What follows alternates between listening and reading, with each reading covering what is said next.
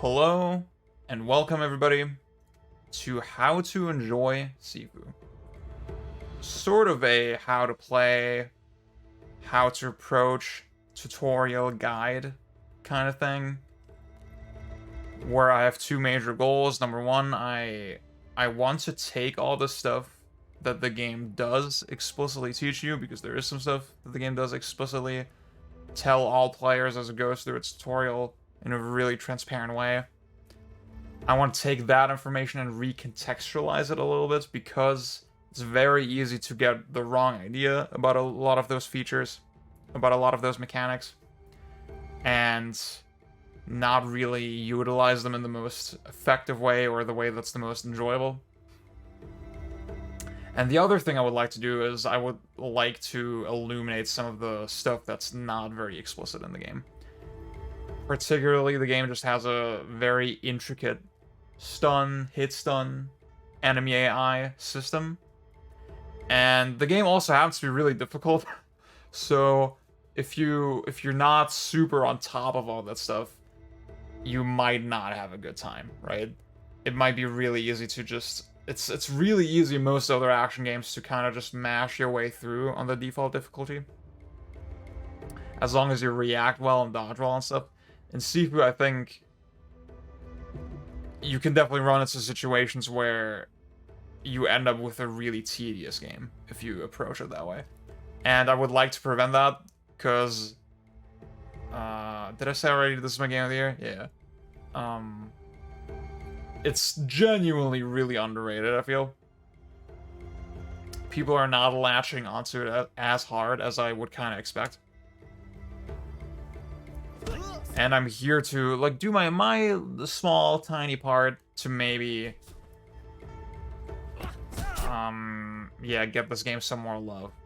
I will preface this guide by saying that it will spoil the discovery process of SIFU somewhat. I will even show some bosses, because it's just a good way to illustrate some stuff in the game. I won't really go into boss strategies. I won't show them in like too much detail or anything like that.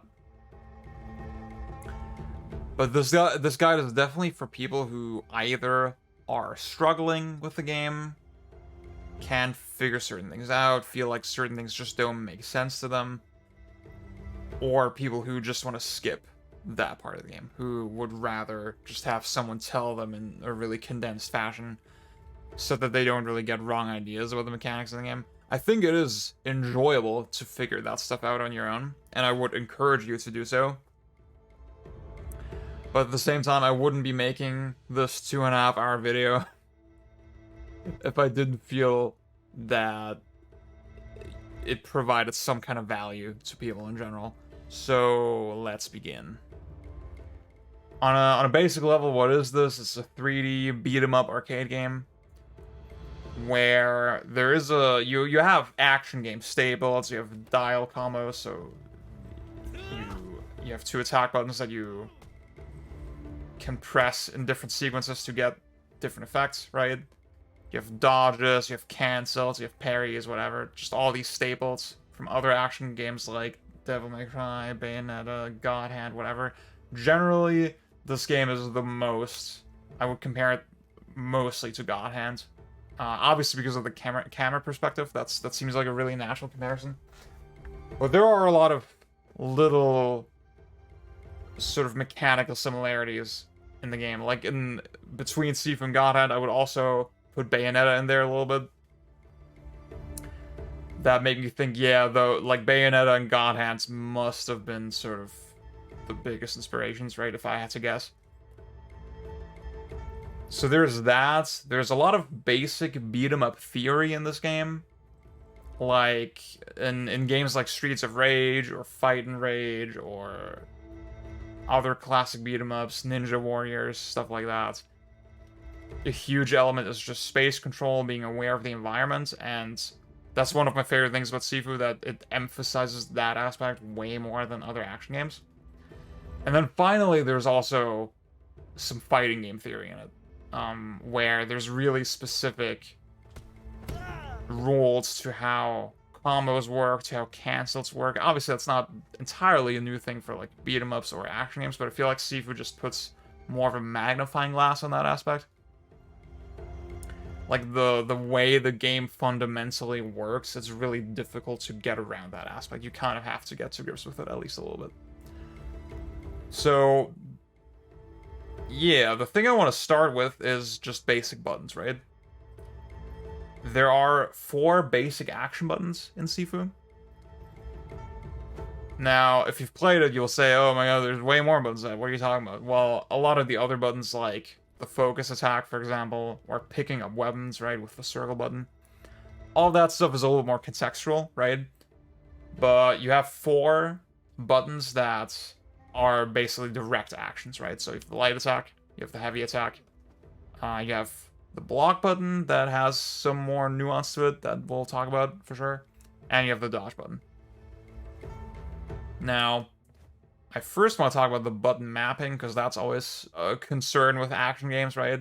Now, I'll say the default mapping in SIFU is totally adequate. There's absolutely nothing wrong with it, and objectively speaking, there's absolutely no benefit to changing it, right? There's nothing in the game that's like, that you can do that is cumbersome with the default layout.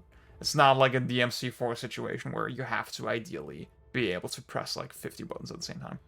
It's not like that at all.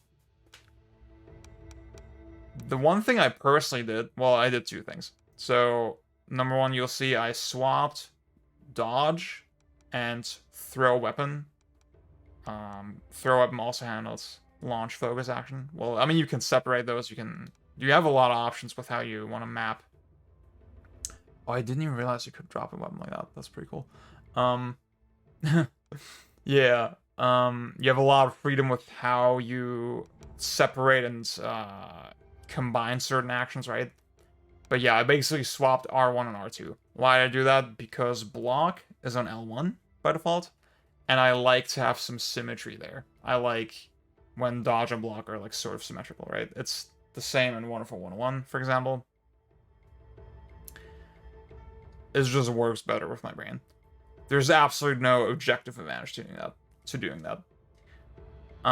What I will say is that I definitely do not suggest mapping block, or guard in this case, to a trigger. I would leave it on one of the bumpers. So I'll throw in some hand cam footage to explain, starting now. This is the controller, right? Now, the guard button doubles as a parry function. And there are situations in the game where not only do you have to parry on reaction, right, but you have to parry in rapid succession, right? And imagine you put the guard button on L2 instead. You press it, and then if you want to parry again, you have to let go of it, right? And letting go takes a certain amount of time, right? There's a certain amount of time that has to pass before you can actually press it again, right?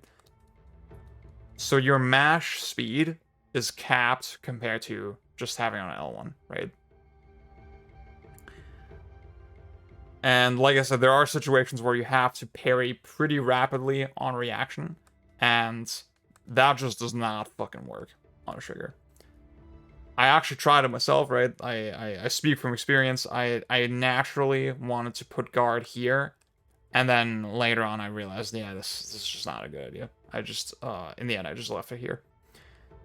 I say this because I think on Xbox, well, on an Xbox controller on PC, you're probably tempted to do this because I personally find the triggers a lot more comfortable to press on Xbox compared to the bumpers. But unfortunately, I wouldn't suggest that. I wouldn't do that. Well, I mean, I think the triggers on Xbox, they have a little bit less resistance than the DualSense triggers. Also, I guess if you have an Elite controller, that could work well. But yeah. The other thing I did that I may recommend to you is I put taunt on R3. Again, there's no objective advantage to this, really, because you stand still while taunting anyway. You can't really prep other actions while you're doing it. So, I think by default it's on the D-pad, it's down on the D-pad. I just didn't like having to reach over. It felt a little more natural to click the right analog stick to do that. So yeah, There's no reset camera button or anything like that, so R3 and L3 are both unoccupied by default, which is great because I hate pressing those buttons, like for major actions. Okay. So we have discussed default mapping or button mapping in general, basic buttons. So with any action game, you have to ask yourself, what do my attacks actually do, right? Obviously, there's basic hit stun, so I hit the enemy and then they're sort of incapacitated for a short amount of time. But there's two things that SIFU teaches you immediately, and it's number one, you have directional inputs. So if I push back forward on the analog stick and then press square, I get this, the palm strike. And if I do the same thing with the triangle, I get the leg sweep. Now, those two states I will refer to as push and knockdown, right? Now, if you check out the menu, you'll see there's a bunch of... So you have those directional inputs I just talked about. There's more unlockable ones later as well. Like forward, for example. Well, actually, that's it, right? Those are the only directional inputs. It doesn't really get more complex than that. There's no rotating the analog stick or anything like that. Now, you'll see you have dial combos, right? Where square, square, square, square, square, triangle, square, square, square, triangle. Generally, this is the pattern, right? Where you start the combo with square, and then you determine the endpoint with triangle. But then there's a couple triangle combos as well. Now, for now, the main thing to know about dials is that their main purpose is they provide alternate ways to get to those states I just mentioned, to like a push or to a sweep, right? Or knockdown, whatever. I say knockdown because, like, okay, if I do this move, right? Clearly that's not a sweep, right? I didn't sweep his legs, but I did knock him down. So that's why I call it knockdown, right? So this is like, this combo is triangle, triangle, pause, triangle, right? And it is different from just doing this, clearly, because with this I can actually hit multiple enemies. Now I can spawn more enemies in, but I tried it earlier and I can't really show this, to be honest with you, because actually maybe I'll get lucky. No, because the way they surround you makes it really difficult to get them into like one spot.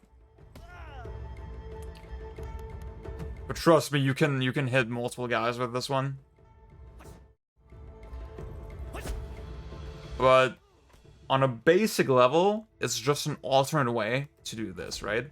And at first, I would suggest don't stress too hard about that.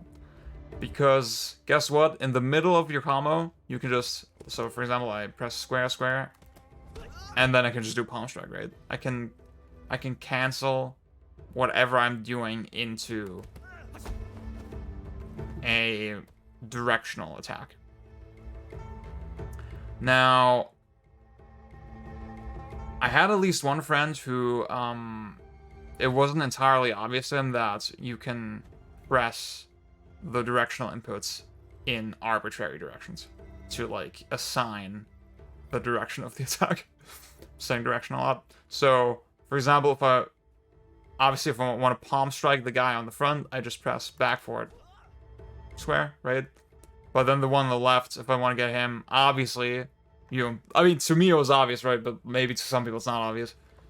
Now I would press right, left, palm strike.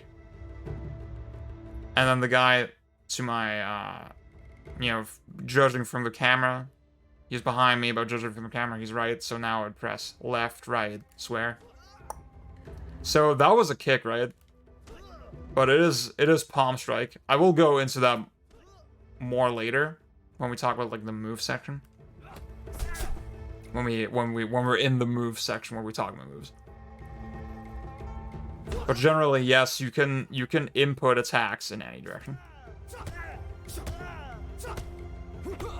you're not limited to just literally back forward, like, you know, kind of like in God Hand, where the camera is always locked behind you. It's not like that. So, the next thing I'm going to talk about is the dodge button.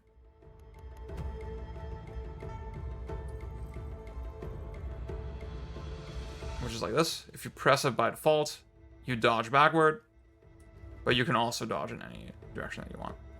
And your character seems to orient themselves around the enemy somewhat, so you can see I dodge a little bit like in a circle almost when I dodge sideways, and I'm facing the enemy while I'm doing it, and I'm not doing anything like input-wise to achieve this. It's like kind of automatic. I'm just pressing dodge. So I would argue the dodge is mostly a positional tool. It does have invulnerability. It has iframes. So I can show you this. You see I dodged the first hit, but then he immediately hit me because there's a really long recovery period after those iframes, right? Where I can't really do much, right? So it definitely works, but it's not like Dark Souls where it's always a good idea to just dodge into the enemy. Oh god, dude. Wait. Does that even work? Yeah, see, it does work. I dodged into him and I did avoid it. But this time it didn't work.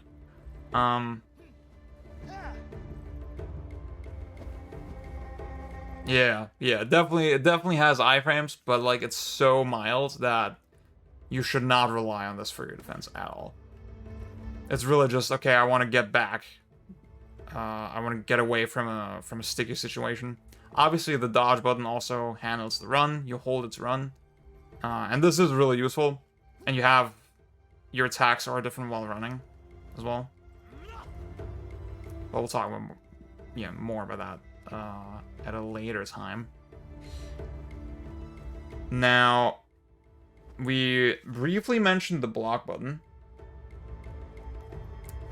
You hold it to block attacks, and doing so will accrue structure damage at the bottom. Let's see what happens. Yeah. So once my bar is maxed out, my guard is broken, and there's a short period where I'm vulnerable. Now, in this kind of situation where I'm faced with like a single weak kind of guy, it's not the end of the world at all, because like you can see he's actually too slow to even take advantage of that. But generally, this is a terrible thing to have happen, right? To have your structure broken, and you really want to avoid that at all costs. I'll also say that blocking is non-directional. So if an enemy hits you from the back while you're blocking from the side, you'll still block. But obviously it's not working right now because they keep breaking my guard. That's what's happening, right? But like in terms of direction, it doesn't really matter. So the next thing I would want to talk about is avoid, is what it's called in the official game, in-game terminology. I guess like a more intuitive way to phrase it would be a weave. Because like a weave sounds distinctly different from a dodge, right? So you hold L1 in the default configuration, and you tilt the analog stick either left, right, down, or up. Now, left, right, down are functionally identical. Up is a little bit different. What's up with that? So, all attacks in SIFU have a height component. There's high, mid, and low attacks. High, medium, low. I don't know. High, mid, low. I call them mids, right? The medium attacks, whatever. So, if I dodge left, right, or down, or if I weave left, right, down, that will take care of highs and mids.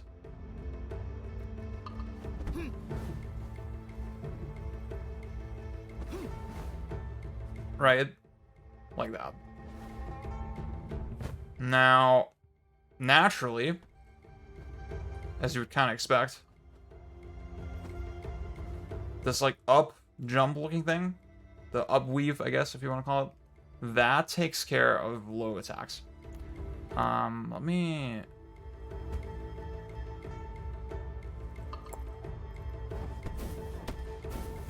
Oops, that was one, right? But I fucked up.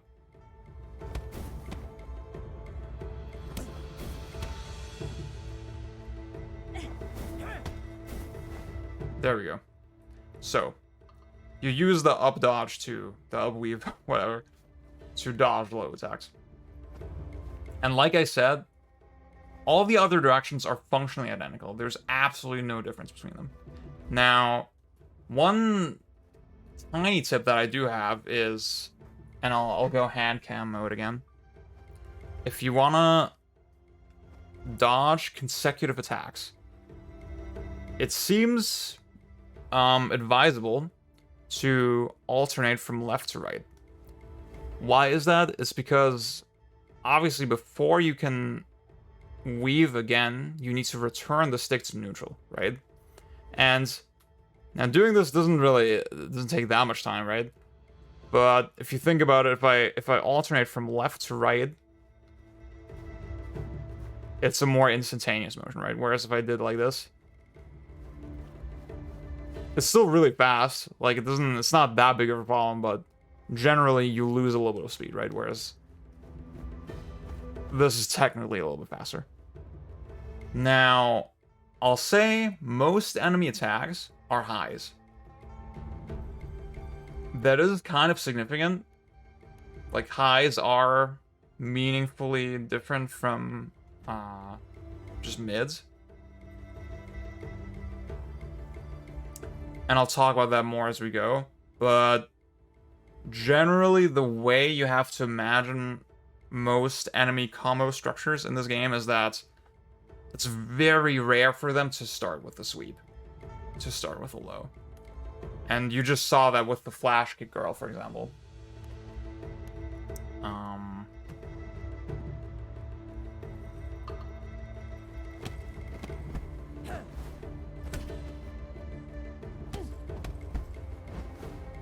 So she keeps repeating this combo, and that combo doesn't even have a low.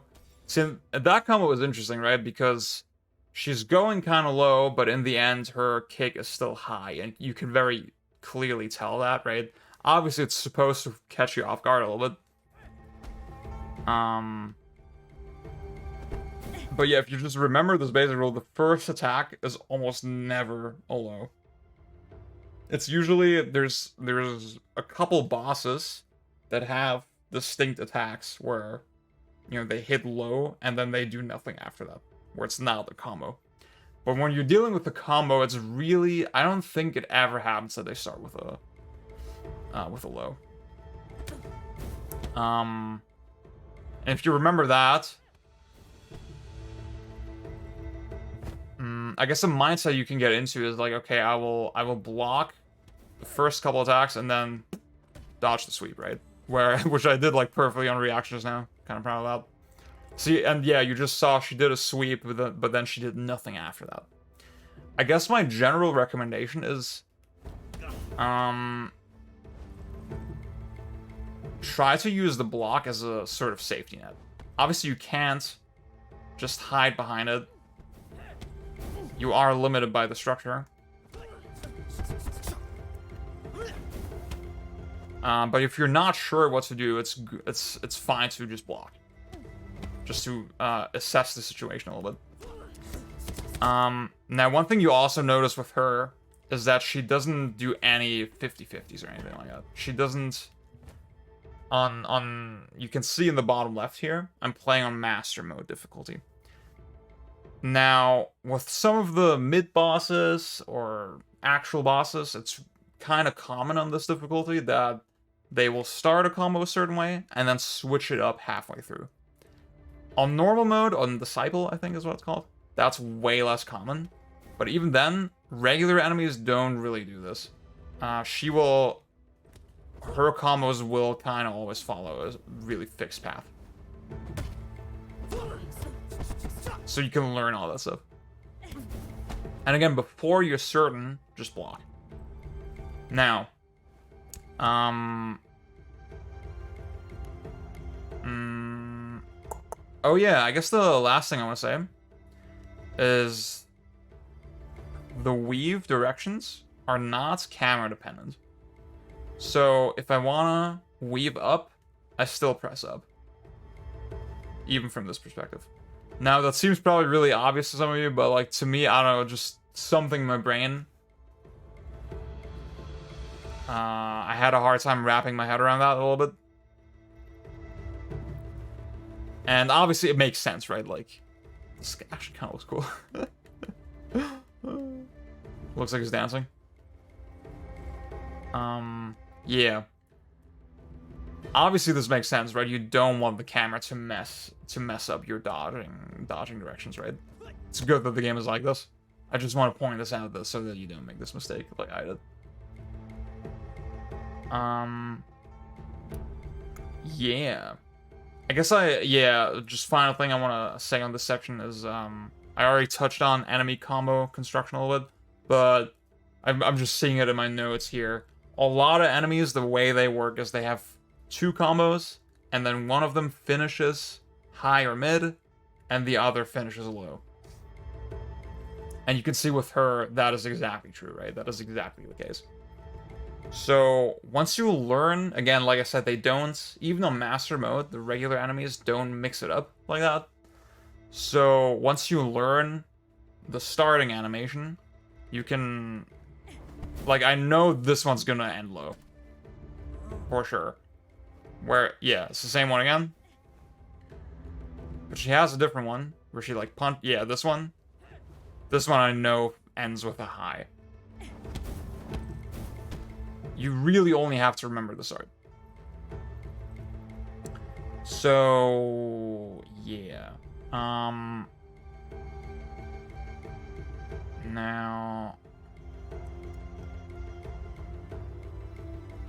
I guess on this section, yeah, what seems relevant to talk about here is, some attacks actually alter your hitbox. So, I can show you with this one, for example. It's really clear that, you know, it seems like my head is, like, all the way down there. So it seems like I should be dodging high attacks with this, right? And that is exactly what happens. If I do this, high attacks will not hit me. And I mentioned earlier that most enemy attacks are highs, actually. And you can use that to your advantage. Because, so for example, I have this attack where you hold square. It's called Duck Strike. And it has the same property where for a little bit, my hitbox is lowered so that it dodges high attacks. Bam, like this.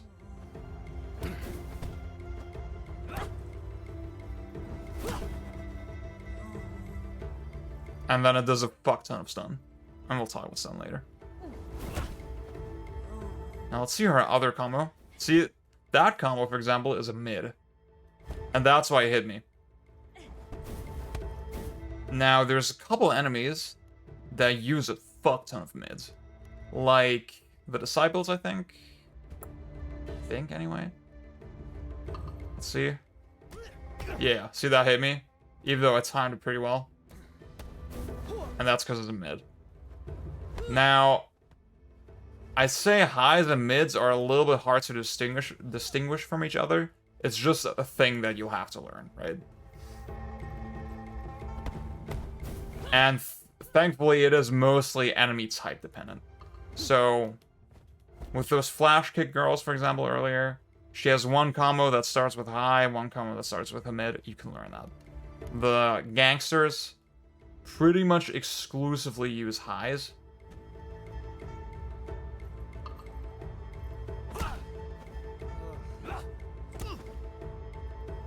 Now, let me actually try to show this. So you see this attack where he's jumping in the air. That attack, we'll talk about it later as well, but I should let you know right now, their attacks also have not directionality, but like they can alter their hitbox as well. So if I tried to sweep him right now when he does that jump, it would not work. Because his hitbox is altered to where he can't be hit low, right? His legs are in the air, literally.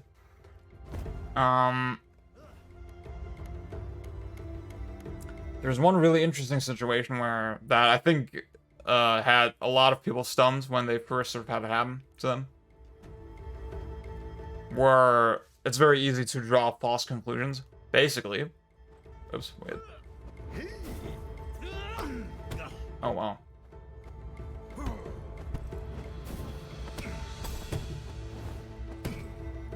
So, I can do this down punch, right? Now, it seems like, at first, when you first start playing this game, oh, when I'm doing the down punch, I'm invincible. That's not the case at all. It's just that your hitbox is lowered to where you dodge highs. But mids and lows are still gonna hit you. And guess what? That guy, he tried to grab me earlier. And grabs, like this, they count as mids.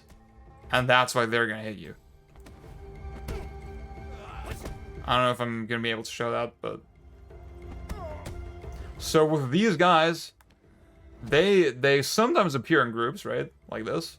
Well, never 3 of them at the same time, but like 2 of them sometimes. And it's never a good idea to do the downed punch when one of those guys is around, really. Because they're gonna grab you.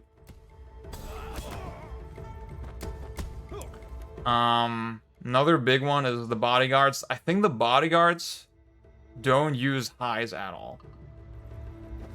Oh, actually, I was wrong. Okay, that attack. Huh? A couple of them are high. You know what? Okay, I take that back. Yeah, that was cap.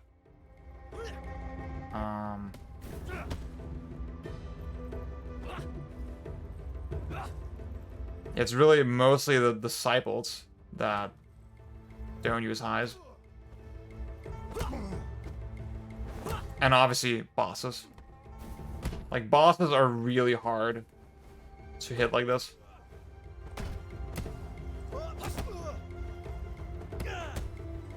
Okay.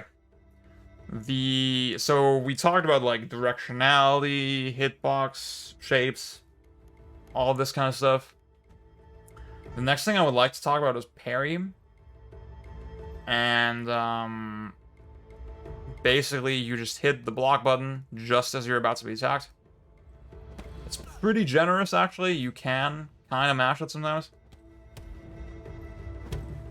And what you can tell is that there's a little bit of nuance in how well you can parry. So when you parry, you always get this, like, this flashing effect, right?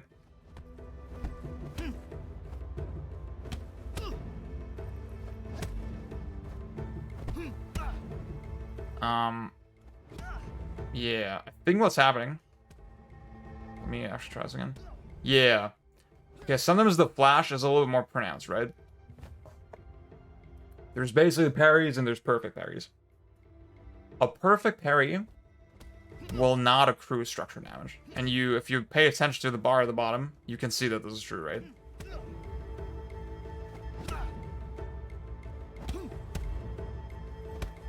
Now, parries don't reduce structure.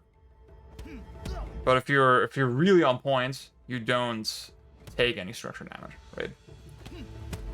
Unless the enemy is attacking with a guard break or something, which is an attack signified by yellow, like their limbs glow yellow a little bit, kind of like with a grab, like you saw earlier. Like that finishing attack does a fuck ton of structure damage if I block it, and it's still gonna do structure if I parry. Dude, holy shit.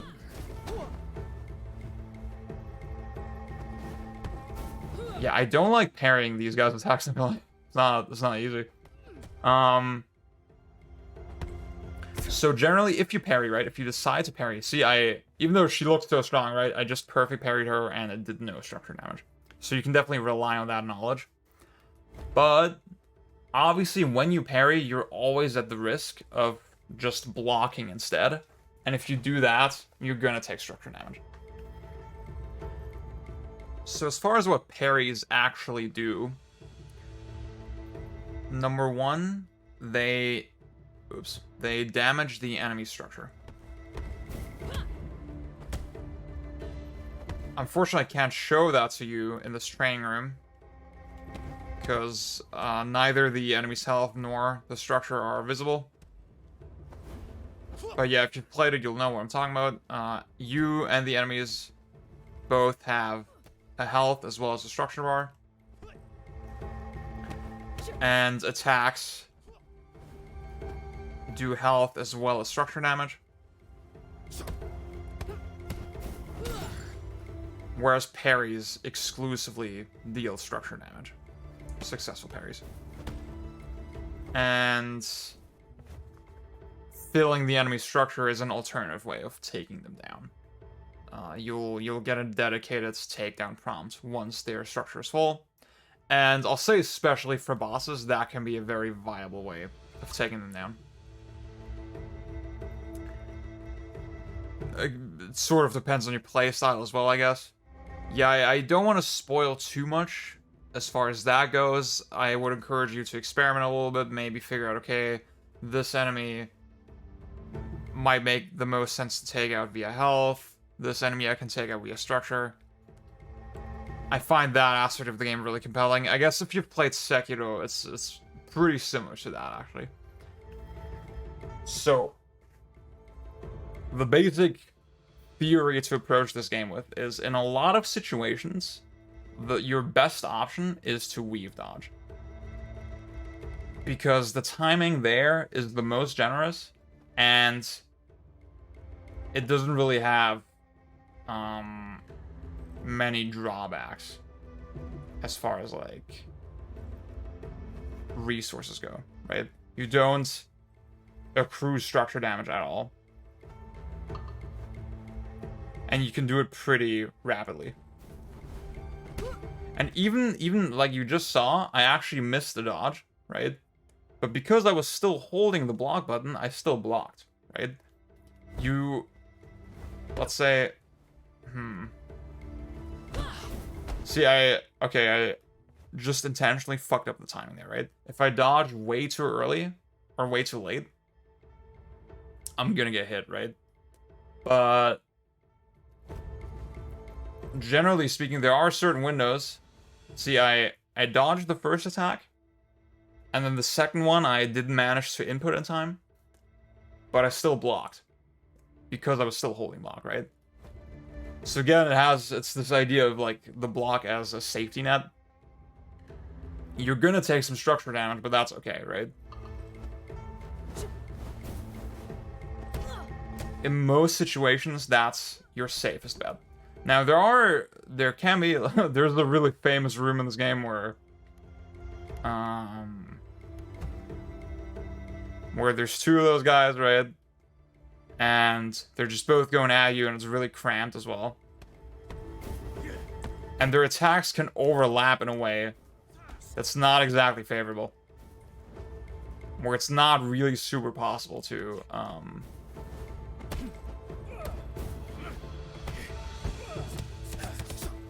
dodge both perfectly at the same time, right? Unless you dodge really fast, right? Oops. Oh god.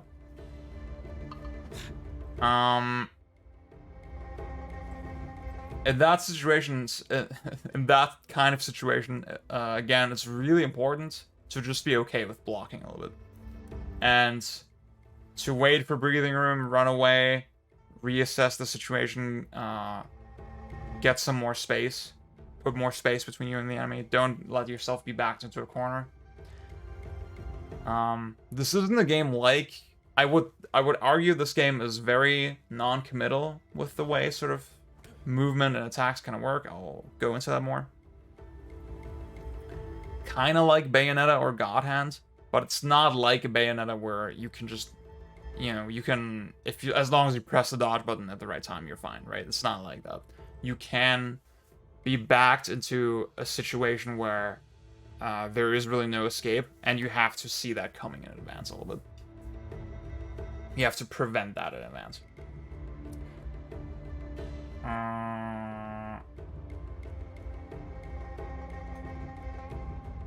Yeah, okay. Now, the next thing I want to talk about is throws. So, there's a couple ways to access throws. 3 of them, to be exact. And the first that the game teaches you is after the parry bounce. So we just talked about, yeah, some parries just go through, or the enemy will just go through, right? But then for some attacks, it causes this bounce, and then in that window, you can throw the enemy by pressing square and X. Or you can map it to a button of your choice if you want. Now, first, when I was first taught this, I thought, okay, this is way too situational. This is kind of hard to take advantage of. But you'll get used to it, and like I said, there's at least 2 more situations where throws are available. So you'll still be able to take advantage of it somehow. Again, it depends a little bit on the type of attack that they use as well. But that signal of them sort of bouncing off, it's very clear. Once you have a feel for it, it's totally doable. Now, the other... you see this black outline around them just earlier?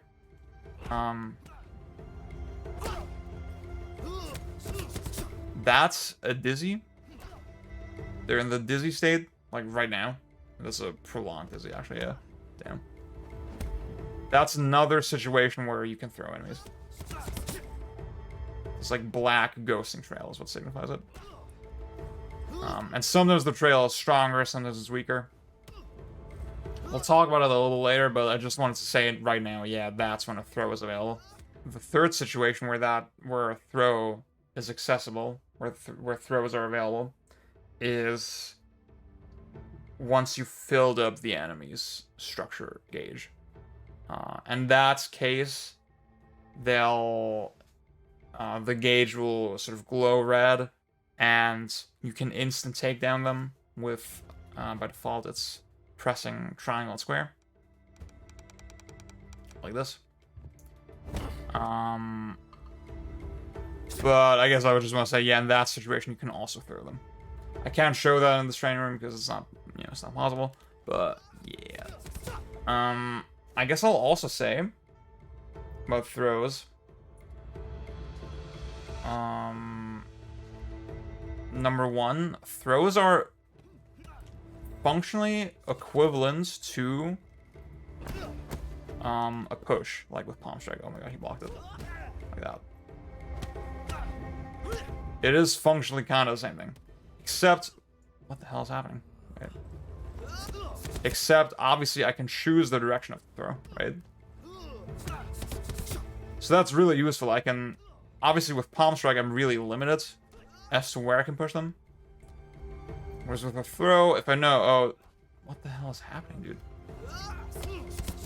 I'm pressing all the buttons wrong. But no, oh my god, there's a wall here. I just knew that. I can throw them into the wall, or I can throw them into an enemy, right? So it's definitely... Oh, dude. It's worth using over,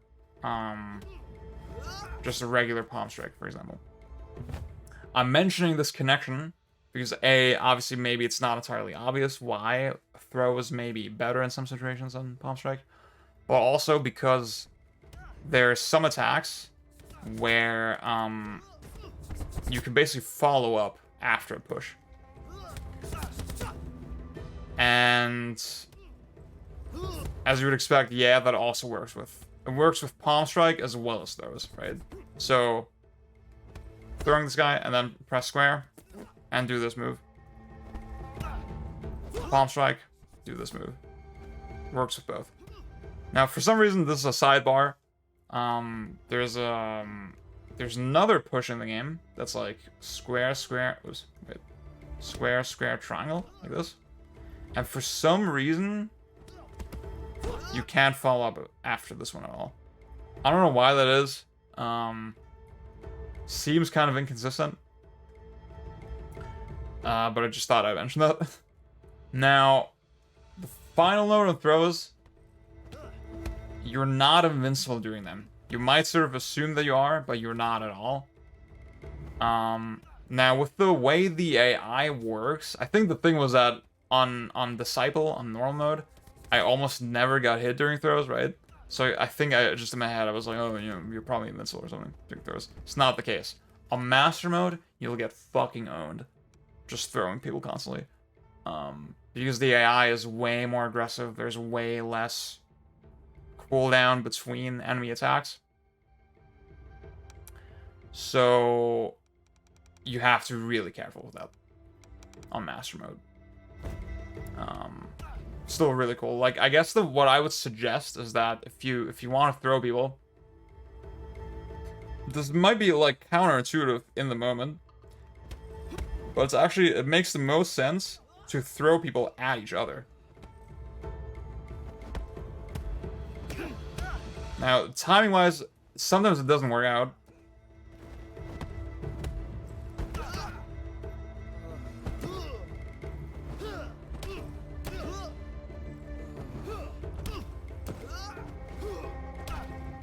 But a lot of the time it does. It's actually really consistent.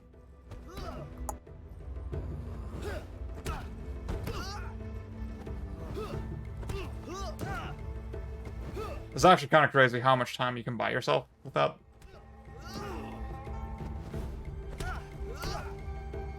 Now the game does seem to have some level of aim assist with that stuff as well.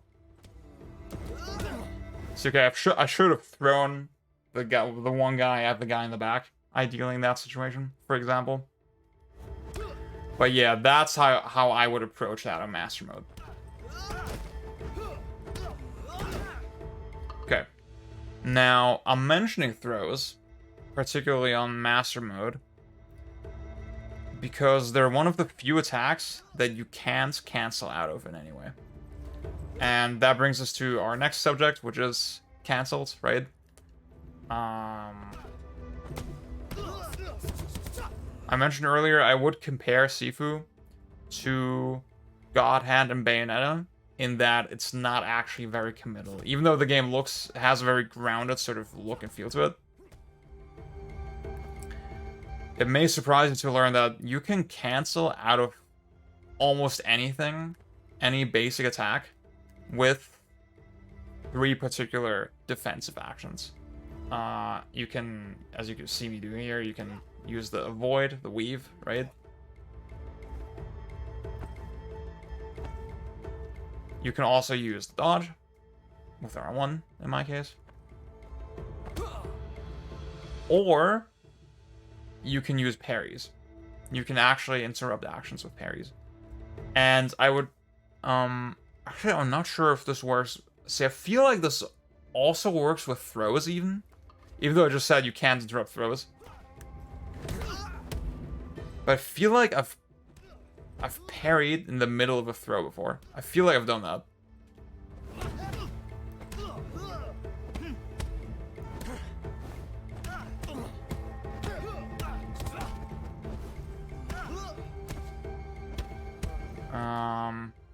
Well, I don't think we're gonna find this out today, but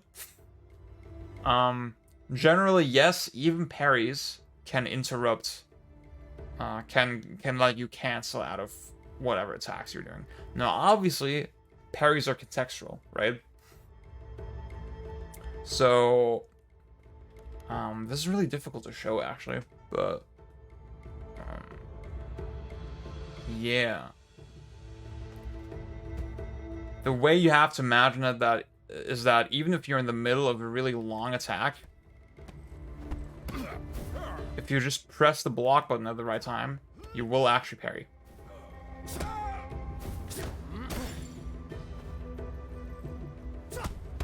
But again, blocks don't cancel out of attacks. Only parries do. Or, yeah, dodges, right? dodges and avoids, weaves, whatever. Whatever fucking vocabulary we're settling on. Now, this is really important, actually, because, I mean, not just, yeah, it makes the game less committal, it lets you be more safe with whatever you're doing, right? But it also vastly just speeds up all of your inputs, right? See, this attack, for example, there's like a period where there's a little bit of a recovery, right, where it can't really input new attacks. Unless I just dodge first, and then I can go back to moving. I don't really have many practical examples right now. There's some stuff that I'm thinking of, but it's a little more complicated, and I'll talk about that a little bit later.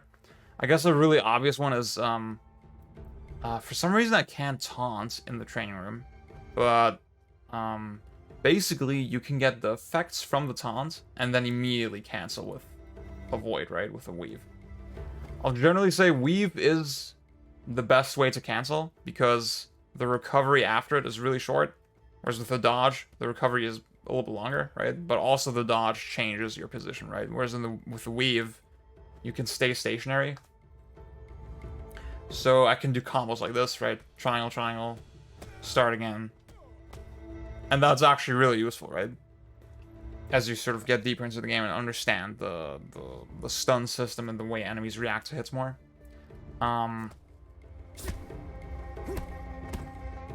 Again, the recovery period after attacks tends to be relatively short, right? But it's still really pertinent to just do this as much as possible, right?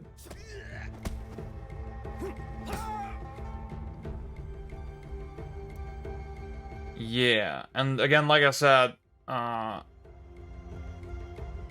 game is consistent in the sense that, yeah, like I said, you can't cancel with a block, but with parry it does work, and it's something that you're gonna do in reaction, right? It's something that you're not really gonna plan for very much.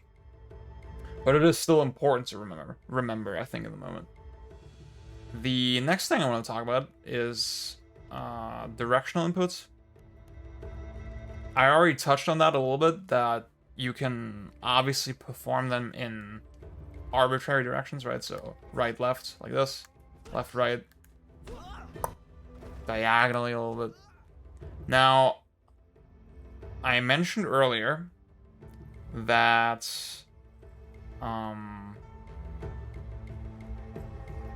this move that you see, this kick, that still actually is palm strike, right? It's the same input. And the way that works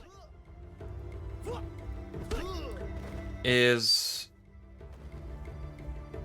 when I have my back turned to my target and then I input the move, I get an alternate version of the move, right? It's not like a stance switch or anything like that from a fighting game.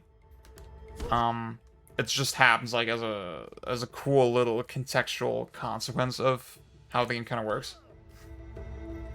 And you can see the moves actually are different, right? It's not exactly the same move. Like, it seems like this move seems to break the enemy's guard a little bit more reliably. Seems a little stronger, has more reach. So that is kind of cool that it is a cool thing that you might want to set up for. So the other obvious move where this applies to is the sweep. Where actually, if I perform the sweep backwards, I mentioned this earlier, it changes my hitbox. Oops. So this would let me dodge high attacks, right? So how do you set up for that, right? Obviously, it seems clunky to like want to turn around from enemies, especially when we discussed this earlier, when your guy seems to automatically face enemies, right? So you can't actually really manually turn around like that. So what do? Well, there's a move in the game called Flowing Claw. We do this. And at first, when I first played it, I was like, this seems fucking useless. But it's not at all, because now you can manually turn around and then you have access to those moves, right? You can do really fucking stylish shit with that. So yeah, I just wanted to point that your way, and I do think it fits sort of the idea of like spatial awareness.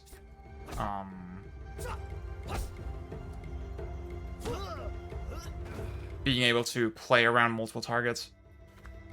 Generally, I'll also say Flowing Claw has iframes as well. So,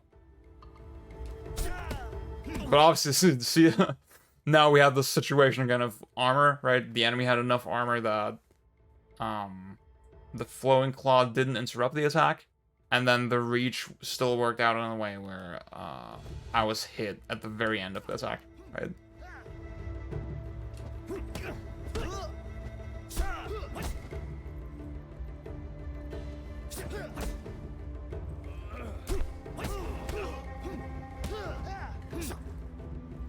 Did I say how to perform Flowing Claw? It says square triangle quickly. The way I do it is I just roll my thumb over square and triangle. So yeah, that's pretty cool. Let me look at my notes again. We talked about throws. I guess the next thing I want to talk about, as far as sort of spatial awareness, directional inputs and stuff goes, I had one little problem sometimes. So I already mentioned that you have certain moves that you can follow up with after a push. Specifically, those moves are called Chasing Trip and Chasing Strikes. Looks like this. And the way it works is you just either press square or triangle after the push, right? Now, the problem that I've had is that sometimes when I'm surrounded by multiple enemies, the game seems to, instead of doing the follow-up, it will target an enemy that's next to me with a regular attack, right? So let's see what happens in this situation. Wait. Oh, wait. Okay, those two guys are, like, everybody's really close. So I'll push the guy on the right and then press square, and then I'll see what happens. Okay, see, that actually worked. But I've had situations where I will do that kind of input, and then instead, okay, let's say I attack the guy on the right. If I press square after that, sometimes it would happen that I would attack the guy on the left instead. And I haven't really... See, I mean, I can't really reproduce this behavior right now.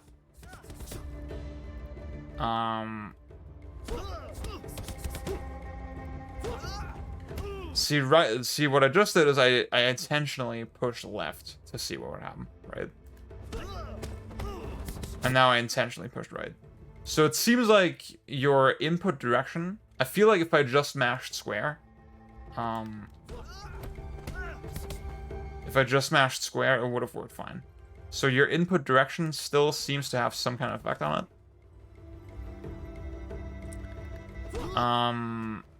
Yeah, again, that was... See, every time I missed, it was intentional. So far.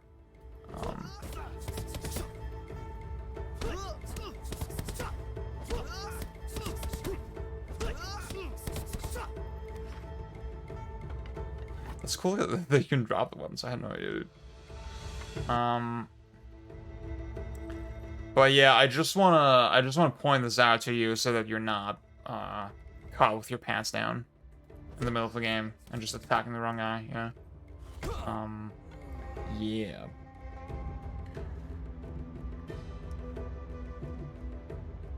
So we already talked about how the weave dodge tends to be the most safe option in most situations, and also that blocking can act as a safety net in that scenario, right? Now, when you're focused on parries are really good because they build structure damage for the enemy, right? But obviously you're putting yourself at a higher risk of accruing structure damage of your own. Now, the best enemy to show this with is actually the final boss, Yang.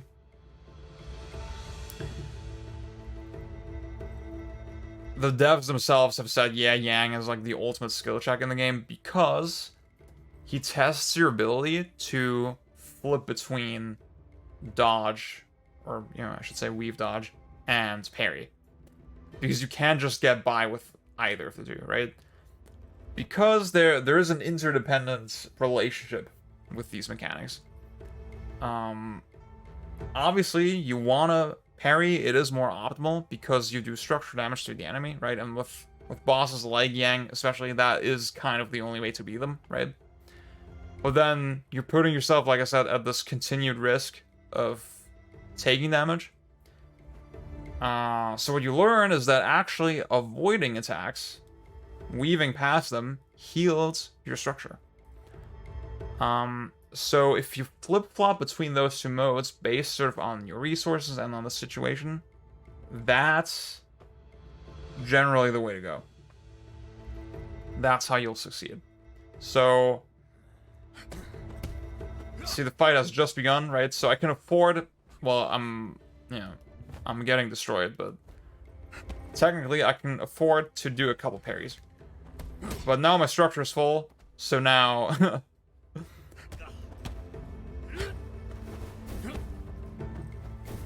Oops. Dude, this is fucking hard.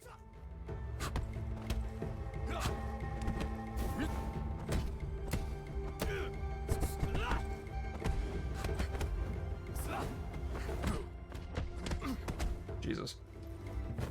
When my structure is full, that's the time to switch to...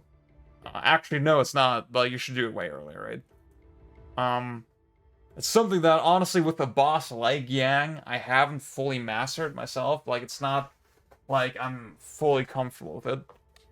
If I haven't played this boss in a couple of weeks or months, I instantly sort of lose my mojo, right? Not instantly, I mean, I lose it over the time that I'm not playing the game. But...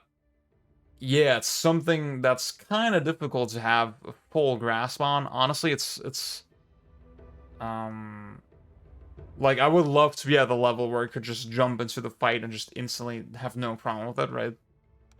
But that's not really true right now. It does, like, having a full understanding of that relationship, I think, takes a lot of mastery. So I think my previous advice about mostly sticking to weaves generally applies to most of the game. But yeah, the key is just to, if you wanna parry, the key is to master this relationship as well, right? To be able to heal structure by focusing on weaves for a little bit. Now, final obvious thing that I want to talk about is focus. In my layout, you hold L2 to bring up the wheel, and then you use the left stick. Again, you can change it to the right stick if you want to select a focus attack, and then you press R2 to launch it. You build up a little bar in the corner as you perform well in combat. So as you land hits, whatever, dodge attacks, and then once it's reached a certain threshold, you can use focus attacks, right? And there's focus attacks that use 1 bar or 2 bars. You have to upgrade your focus, your max focus, as you play through the game with these temporary upgrades, if you want to have access to those attacks. So, for example, yeah, it says face smash focus, for example. Costs 2 bars. You can't even access that unless you invest into that temporary upgrade first. We'll talk about like which focus attack. Oh yeah, see, in this training room, you do have access to everything, right? It's like, it just assumes that you have max focus. And so vertical strikes, for example, is an attack that uses 2 bars. It seems like the timer also instantly resets when you just press the button again. But it's not like this doesn't really give you... Like, this is not gonna fucking protect me from the enemy. Oh. Can I actually... See, now I'm curious, can I just press square? Oh yeah, that does work. That's pretty cool. Okay. Now, we'll discuss which focus attacks are good and worth using a little later. But I will say, just for now, that I feel like a lot of players, sometimes they forget that they have focus, and not realize that, yeah, you can use this to get out of an overwhelming situation. So, for example, I could eye strike this guy, and then throw him at his colleagues, whatever, right? Or just throw him some other way, just to have him out of my face for a little bit.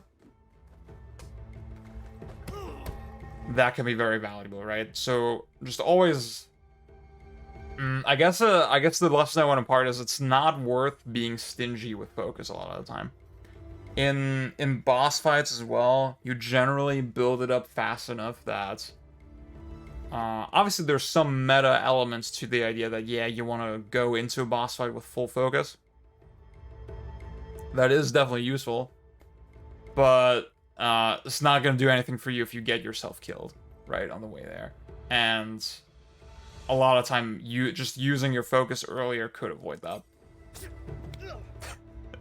Yeah. So that's that on that. Now, we've talked about a lot of the basic stuff.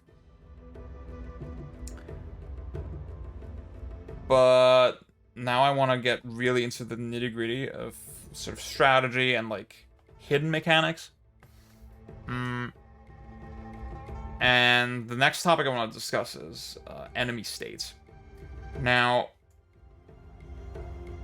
we already talked about the push and the knockdown, right?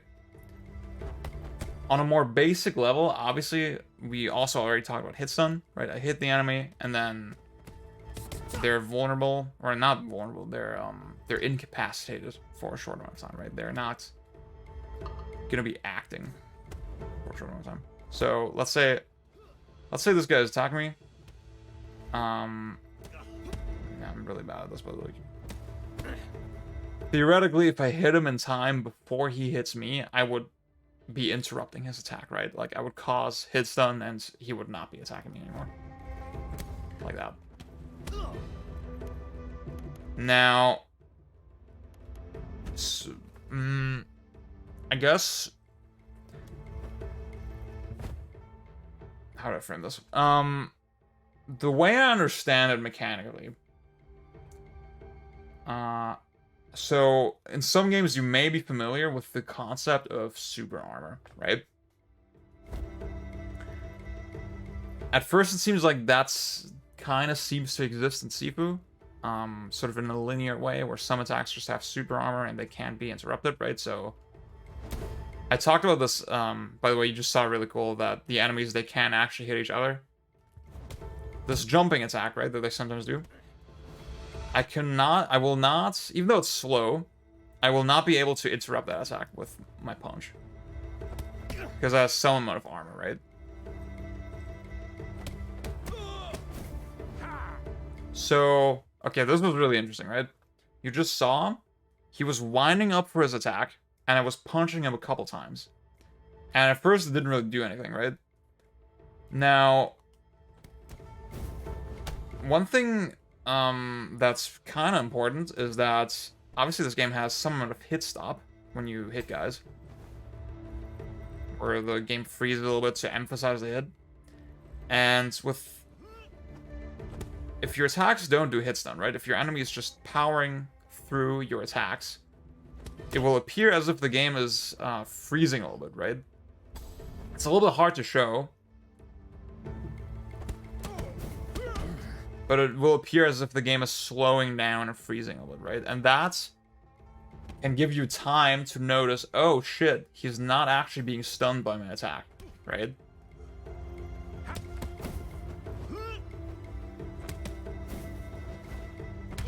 So if you don't immediately see, oh shit, like, I'm not stunning this guy, he's going through my attack, that can be a signifier, right? This, like, little bit of slowdown. Now, what you saw with this guy a couple times now is that as I pile on hits, eventually he is stunned, right? So what that tells you is that, see, this time it didn't work, for example. What that tells you is that super armor in SIFU is not really a linear thing. Instead, when enemies attack, they just have a different level of armor, right? Or rather, some attacks have... individual attacks have different or varying levels of armor, right? So to go back to those gangsters... Actually, no, wait. The Juggernaut's actually a better example. I guess, like... Yeah, with a lot of enemies, it's really immediately obvious, right? With the gangsters, we have the one jumping attack that has a higher amount of armor than normal. And we won't be able to go through that with just regular hits, right? With the Juggernauts, it stands to reason that pretty much all their attacks will have armor, right? We can't just go through those. Again, Flash Kick Girls, they look skinny, right? They seem a little squishier. The Disciples, as you would kind of expect, if I try that, I'll just get hit. See, that's the thing. If I hit them in neutral, so when they're not attacking, I do hit stun, right? Like you would expect.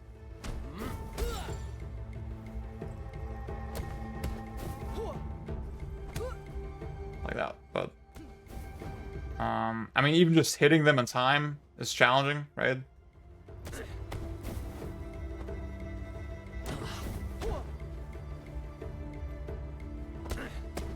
I think I had her, but like, huh? See, I think it also depends a little bit on when exactly you hit them. If you hit them, see, okay, there you saw, I hit her in the middle of her attack, and she went through it, so she had armor, right? But, I think you saw this with the Juggernaut as well a couple times, that sometimes when I hit him toward the end of his animation, then I was actually able to go through, right? So again, it's not even just per attack, but it's also within each individual attack, there can be a window of time over which the amount of armor changes, right? So what the fuck do you do, right? Well, wait, actually, I'll go back to the gangsters.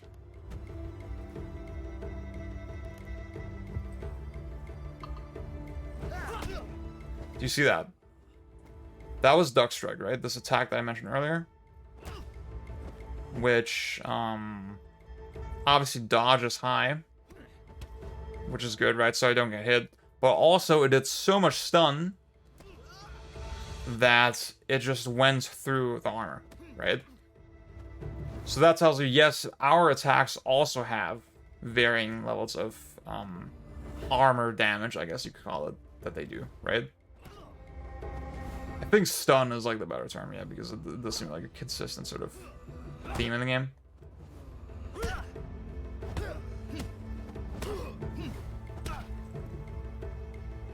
Oops.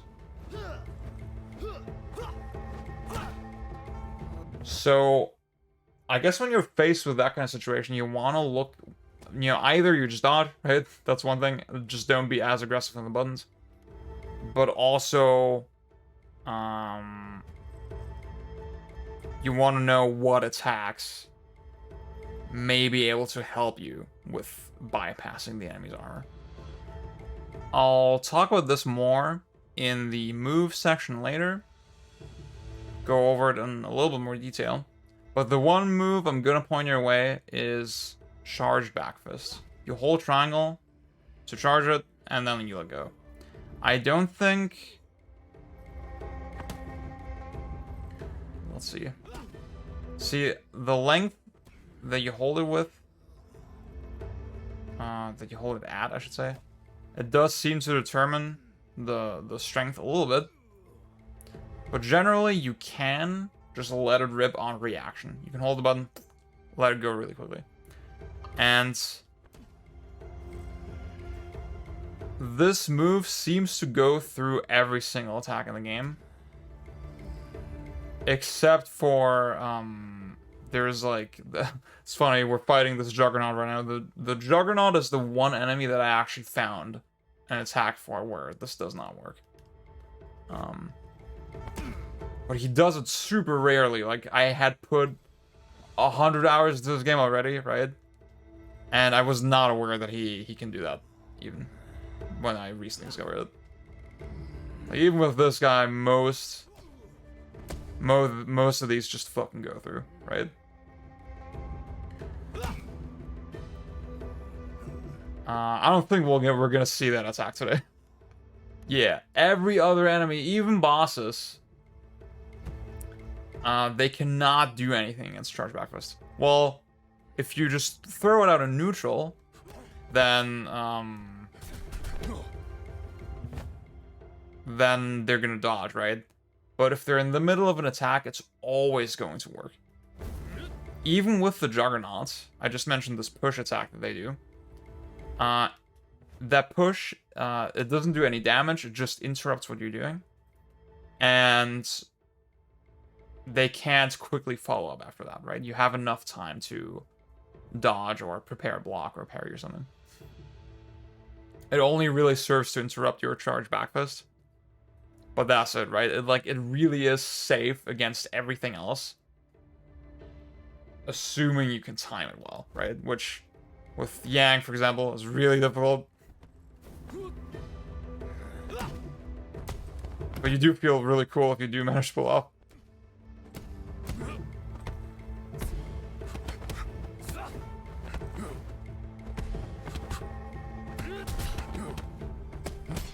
Oops. Jesus. Okay. So yeah, but we'll go into like some other moves and some other things to pay attention to. Like I said in the move section. These next couple lessons, I think, are where a lot of the frustration with the game for some players may stem from. Obviously, with most of these action games, and even fighting games sometimes, there has to be some kind of way for enemies to stop you from just infinitely comboing them, right? Like, if every attack, if the whole game was like, yeah, as long as I throw out my attack before the enemy does, and then I win, there wouldn't be much game, right? That's really hard to design for as well, right? I mean, even in God Hands, it's not even just, yeah, I have to hit before they hit me. Like, there's a very specific window for your attack to count as what is called a counter hit. That's kind of beside the point. But, yeah. So in SIFU, there is a hit limit. There is a point where enemies will start guarding, right? So I'm setting him to aggressive, right? So after I got in 3 clean hits, and then he started blocking. And then when I hit him while he was blocking, eventually he parried me, right? I'll show this again. So we're neutral. Literally, I got 3 hits in, then he blocked, and then he parried, right?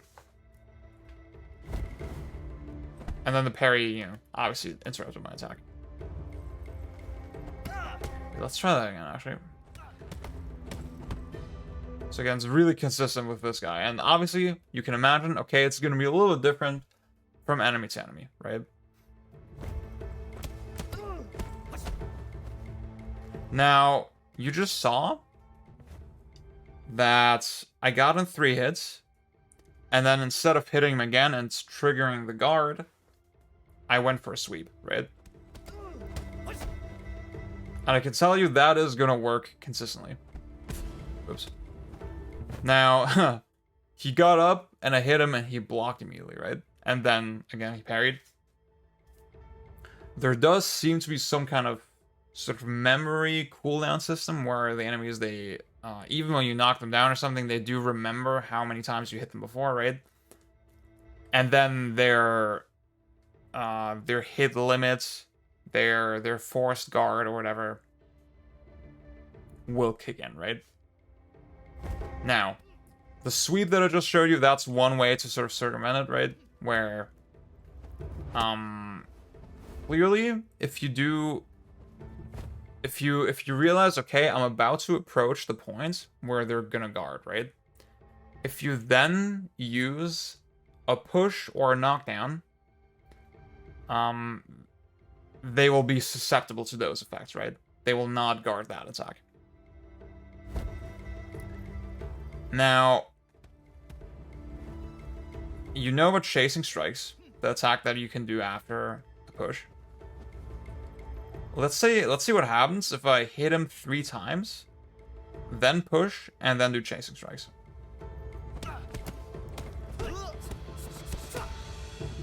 So he dodged, right? I was imagining there's probably a scenario where he will block as well. That's kind of interesting.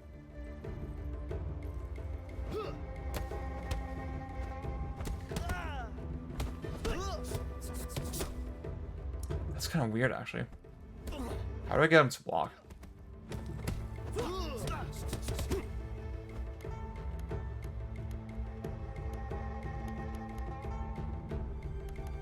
Maybe if I do advanced gangsters, wait.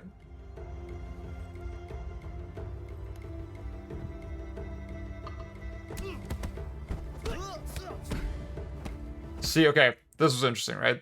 He blocked, then I did the push, and then when I did chasing strikes, he instantly parried, right? So again, it goes back to this idea of some kind of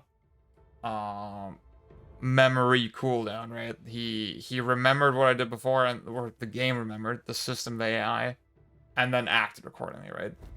I'm gonna try, obviously with this guy, he's a little more advanced, so I'm assuming his guard limit, the point where he starts guarding, is a little lower than with other guys, right? He will start guarding sooner.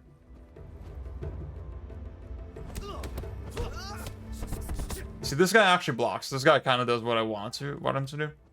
What I was expecting. So I can get the push in before he guards, but then again, because he still remembers how many times I hit him, he will still guard, right? Even though he's in this being pushed state. Now, the thing is though,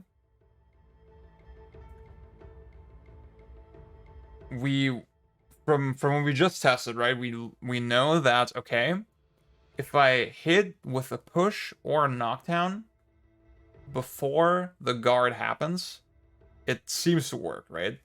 And we also know the guard happens always before the parry, right? The enemy will always guard before they parry. So, it stands to reason that if I push the enemy, right, and they have, you know, I've already approached their limit, right? I know the next hit they're gonna guard. It stands to reason that if I do another push or another knockdown instead, that should work, right? So, I have this move called chasing trip kick, which is a knockdown, right? After a push. So it stands to reason that, let's say I hit him 2 times, push, chasing strikes, he blocks, right? Now watch what happens if I do the same thing, but I swap out chasing strikes with chasing trip kick. That works. So you can see there are really consistent rules to how this whole fucking business works that you can use. And again, the gangsters obviously are the most common, so those rules are going to be the most relevant with them. Generally, what you have to imagine is that just with the higher level enemy types, it's just going to be a lot more harsh. The rules are going to be a lot more strict. So they're going to start guarding much sooner.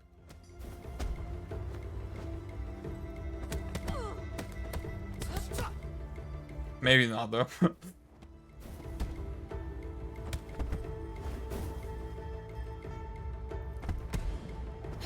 So again, this is like this memory system. That's, I guess that's what I'm gonna call It seems to be a little different from enemy to enemy, right? Like, she seems to remember how many times she was hit for longer.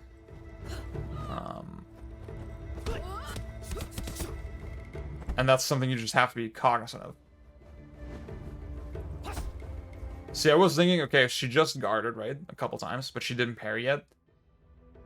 I was pretty sure if I sweeped, she would not block it. And I was correct, right? But I can't just sweep over and over. Because at some point she'll start dodging, right? Now there's a reason that that worked, but I'll explain later.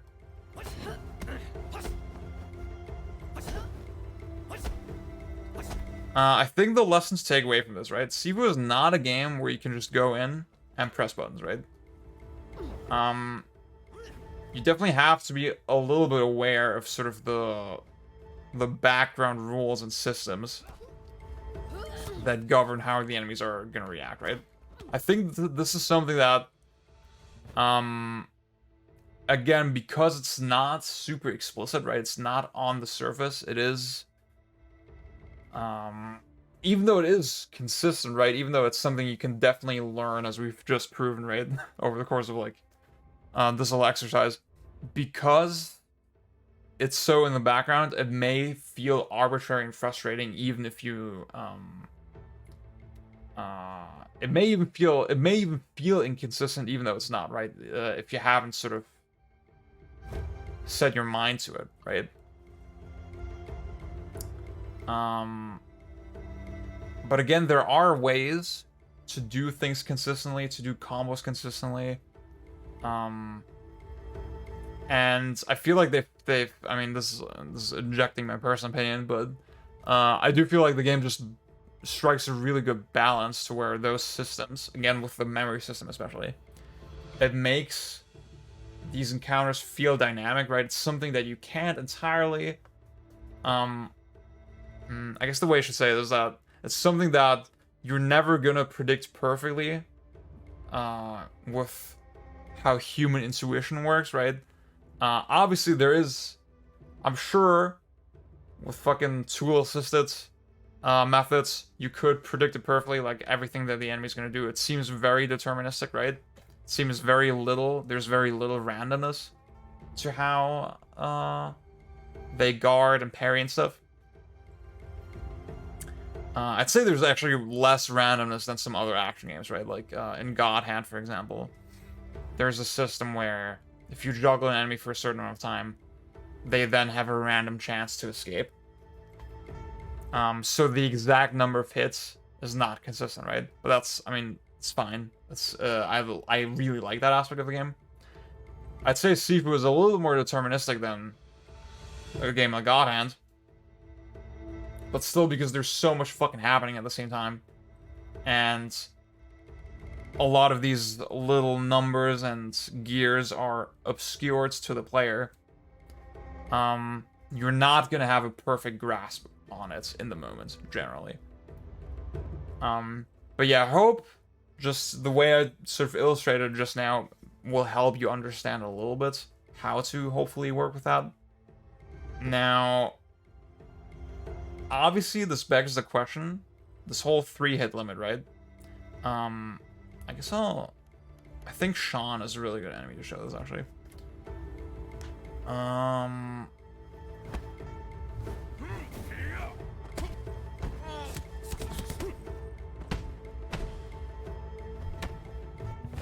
So, all this stuff begs the question, right?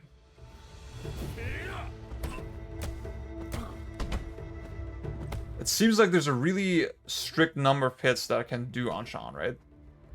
I can optimize the sequence a little bit.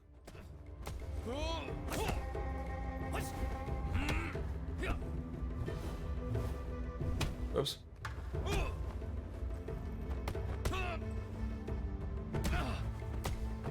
Oops, wait, I actually didn't want to show this yet, but I can optimize a little bit, right? But it seems like, okay, I can get like one punch, then a throw, then the knockdown, and then the downed punch. I actually didn't talk about down punches, like... Actually, I did. Yeah, when they're at the bottom, you hold circle, and then you can do this, right? And you're not invincible, like I mentioned. right? I know all this. I know how I can squeeze out what seems like the maximum number of hits there. It seems like there's a little more depth as well with, for example, if instead of just pushing him in a random direction, if I push him into a wall, that seems to affect this whole system a little bit. Again, I don't have a full grasp on how exactly everything works. But this, even if you fully understand this, it may seem a little bit limited, right? So, what the hell? I talked about dizzy earlier, which is signified by this, again, this black outline, right? Now, kind of like with armor, dizzy seems to sort of fall into, oops, spectrum. Oh god. So he's a little bit dizzy here, and then recovers at some point, right?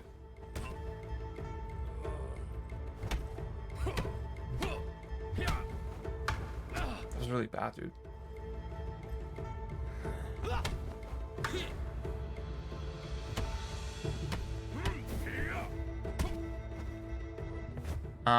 We already talked about, okay, the dizzy opens them up for a throw. Generally, they seem to be pretty vulnerable during a dizzy, right? Now, how am I doing that, right? How am I making him dizzy? A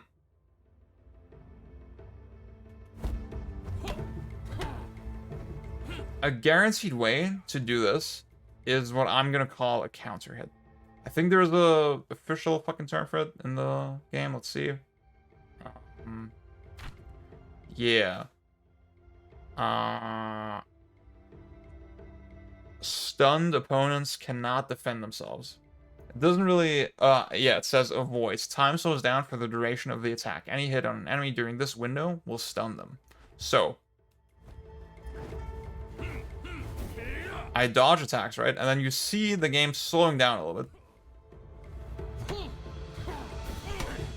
That's the window where if I attack, it will count as a... Dude, I'm so bad. In that window, attacks will count as a counter hit. And it seems like the sooner you press the attack, the more of an effect it's going to have, right? It seems pretty natural, right?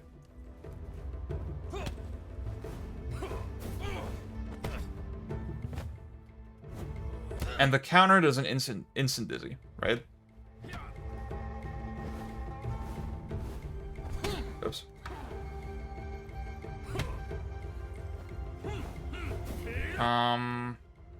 I guess if you think about it in fighting game terms, obviously, in fighting games, there's this idea of, okay, you want to hit the enemy neutral, and then if you do that, you can do a combo, right? But even in fighting games, it's rarely actually that simple, right? Because the lightest attacks often will not convert to an interesting combo, right? Or to a meaningful long combo. It's usually you have to attack with something that's a little more committal, a little more risky, a little more situational to really get anything off of it, right? Obviously, it depends a lot on the game. But yeah, I've seen friends and just other players, whatever, sort of get really confused at this idea of like, oh, okay, why? How are these attacks sort of special, right? That I'm just hitting them after dodge. I would sort of abandon the way I would approach this game. I would try to abandon preconceived notions from other games, and try to get used to this idea of, okay, if I dodge what seems to be the last hit in a combo, that seems to be the common thread with how the system works. If I dodge, sorry, I keep saying dodge. If I avoid the last hit in a combo, and then counterattack, that will count as a counter hit. Or rather, you know, avoiding that final attack opens up a short window, and in that window, attacks will count as a counter hit. And then the sooner I press the button, the better, right? And I'd say it's advisable to not just mash in that situation, right? Don't just do your full fucking combo instantly. Like, try to confirm, okay, I actually caused the dizzy. And then decide, okay, what can I do with that now? So counter hits are one way to cause dizzy, but they're certainly not the only way. We've touched on one method briefly before. I think Sean is not a good way to show this. So a really obvious one that you may have noticed before is with those post-parry attacks. So specifically lightning strikes and sharp strikes. Not gonna lie, I couldn't really tell you the exact difference between them. I think it's mostly just for style. But yeah, as you can see, that is a dizzy.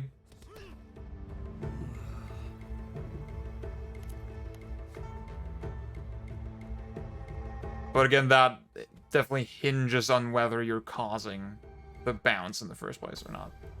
Oops. Ow, okay.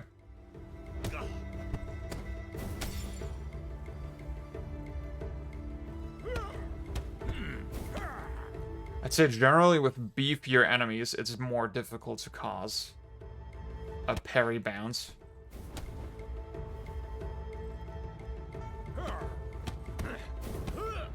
And that's again where weave dodges seem more applicable.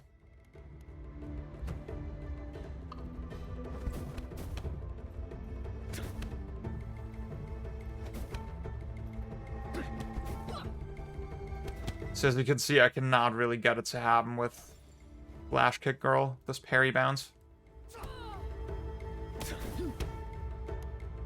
It's very attack / enemy dependent. Another way of causing dizzy that we touched on briefly is charged back fist, an unlockable move.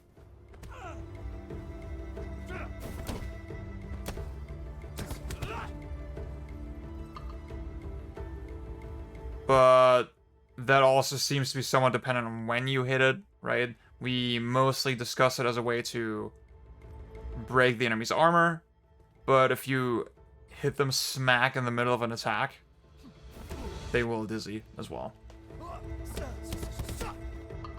The final thing I would point your way as far as dizzy goes is those hitbox-altering attacks that I touched on a little bit earlier.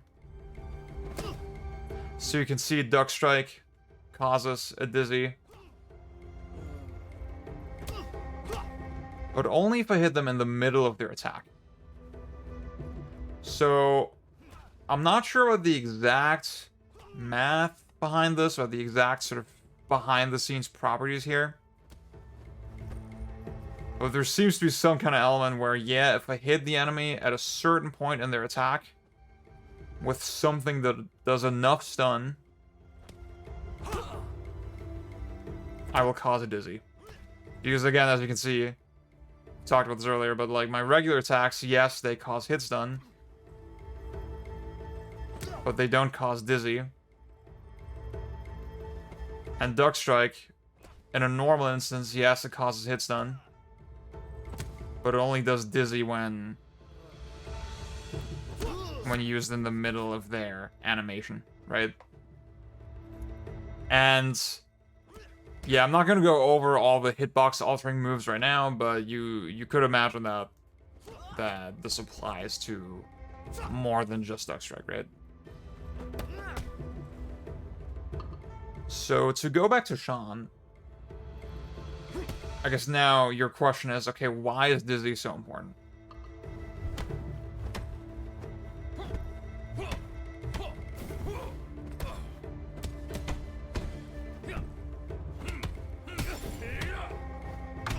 I'm just gonna try to hit him in neutral.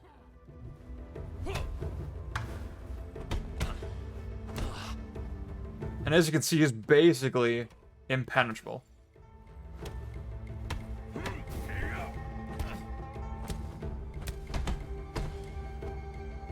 And even in dizzy, if I just mash,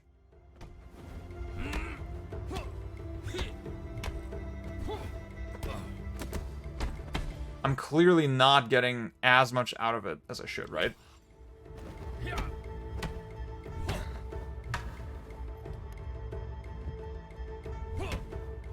So it's one thing to hit him after his attack and get this counter head right and cause a dizzy. But it's something totally different to actually recognize, oh shit, I caused the dizzy in the first place. What does that let me do? Right?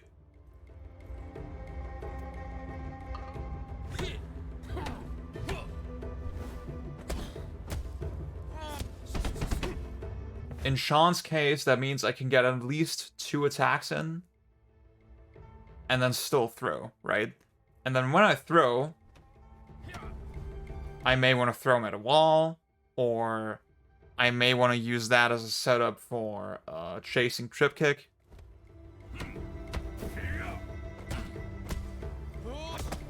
And then once I've tripped him,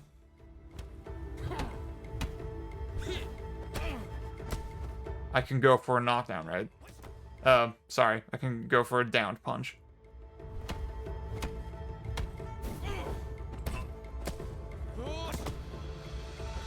Like this. Now that's not super impressive, right? At first. We tend to have this idea in games that, okay, the way to be expressive is to just go combo crazy and juggle enemies for like 10 minutes at a time, right? But where SIFU really becomes appealing, for me at least, is that it lets you be really expressive in how you open up the enemy, and then how much advantage you get out of those little windows, right? So, again, we've gone over the ways to cause dizzy, so once I understand those, it's like, huh, I don't just have to wait for the counter hit opportunity, right? I can prop myself up and then do charge backfist, right? Now, Sean isn't exactly a good enemy to show this with, right? But if you then factor in the hitbox-altering moves, right? That's another way you can basically just throw a wrench into whatever the enemy is doing and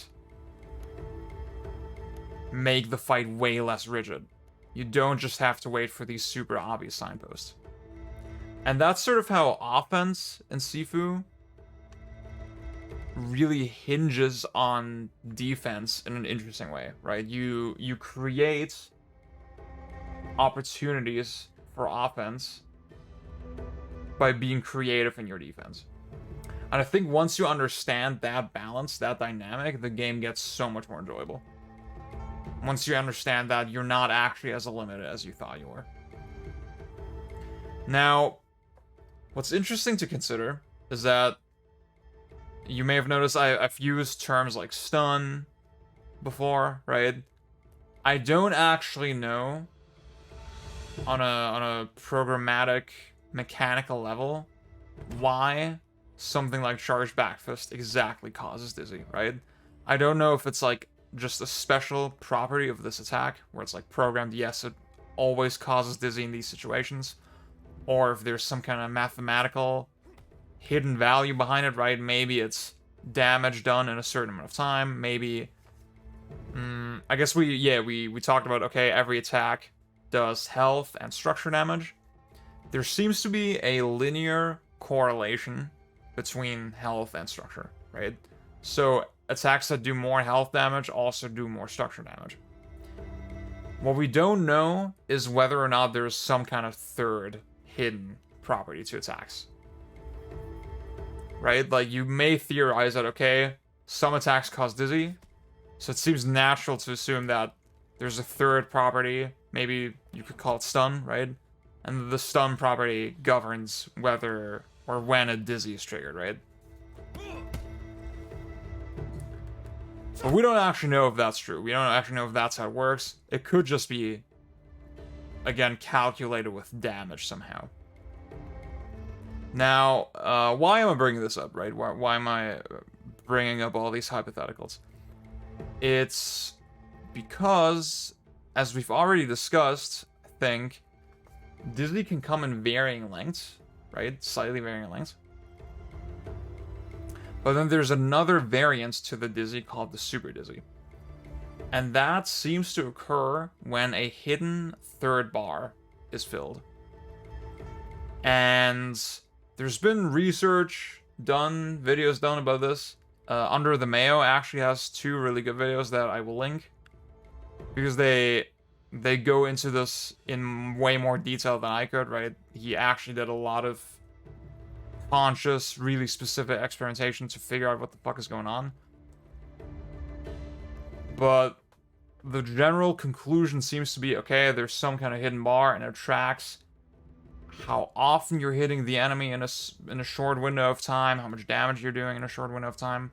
Maybe even if there's some type of third property to attacks, like a stun value, for example, and that is what's being tracked. We don't exactly know, but what we do know is once the bar is topped off, once this invisible bar is topped off, the enemy will enter a prolonged dizzy that lets you do even more nastiness, right? So let's try to make that happen with Sean. Oops. Already fucked it up.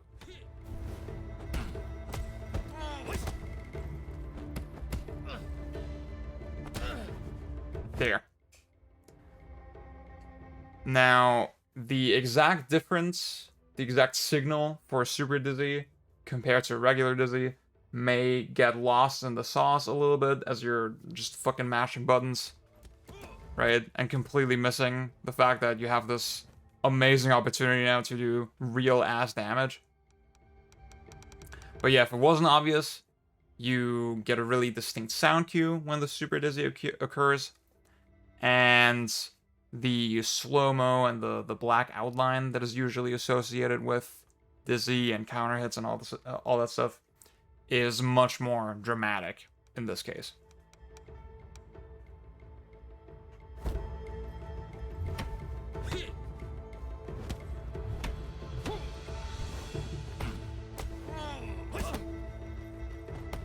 So what do, right?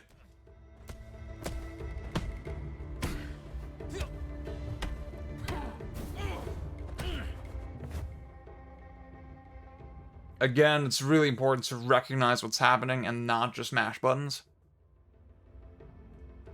This is where you can actually do really deliberate practice setups against enemies. And as you would expect, how exactly the super dizzy works, how long it lasts, is a little bit different from enemy to enemy. And then that naturally means, yeah, you can learn enemy-specific combos. And again, that's what that Under the Mayo video is pretty good for. He actually tested out some pretty optimized setups against different enemies.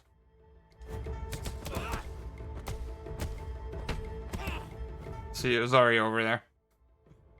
Now, the way I kind of understand it is that there's both a timing component to the super dizzy. Naturally, it lasts a certain amount of time. But also,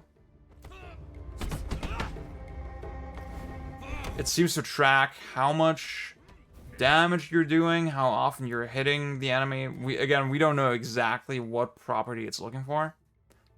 But there seems to be some kind of, okay, depending on how you're attacking the enemy, that is working toward a separate gauge. And once that's topped off, the super dizzy ends, right?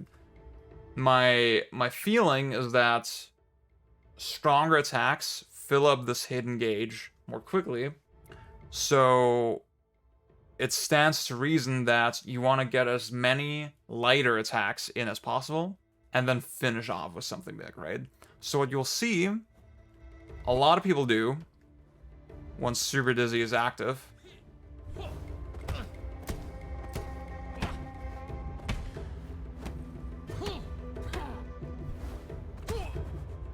they will, for example, they will press triangle, and then dodge cancel immediately, right? To restart the combo, instead of going for a stronger finisher.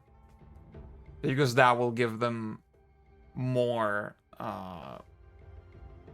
total hits, right? More total damage. Now, this might still seem a little bit mild, right? The thing is that even the Super Dizzy has a little bit of variation in it in how long it can last, even on the same enemy type, right? And the longest version of Super Dizzy that's been found, to my knowledge, is the vertical strikes focus attack. This seems to be the easiest way to guarantee the longest dizzy for any enemy type.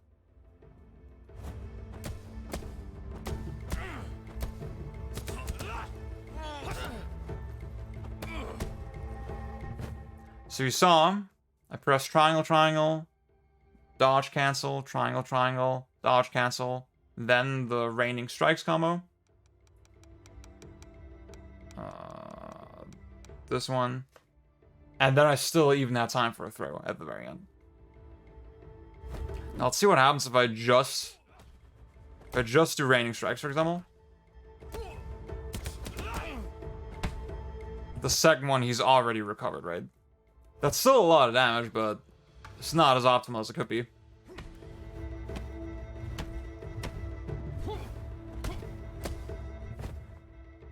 And I could tell you right now that that exact combo with vertical strikes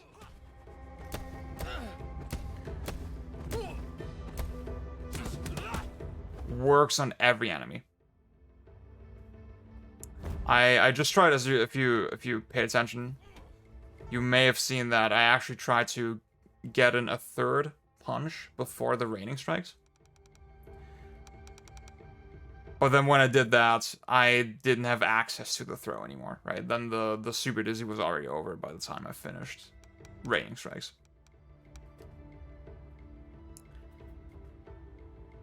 But yeah, that's Dizzy and Super Dizzy. Somewhat poorly explained.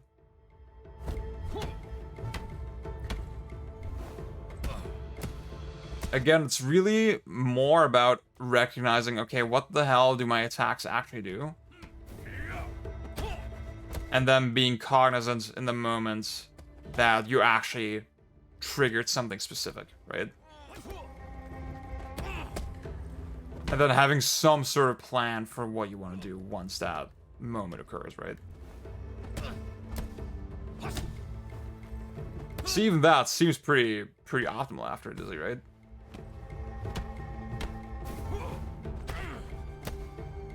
That combo.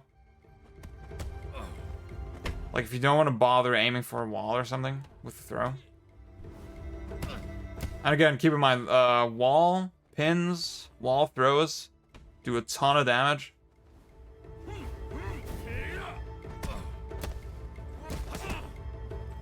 See, that instance, I made him hit the wall, and then I could still do the knockdown at the end, right?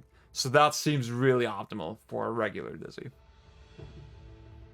But yeah, again, once you can make those just smooth back and forths happen between offense and defense, the game gets super fucking enjoyable.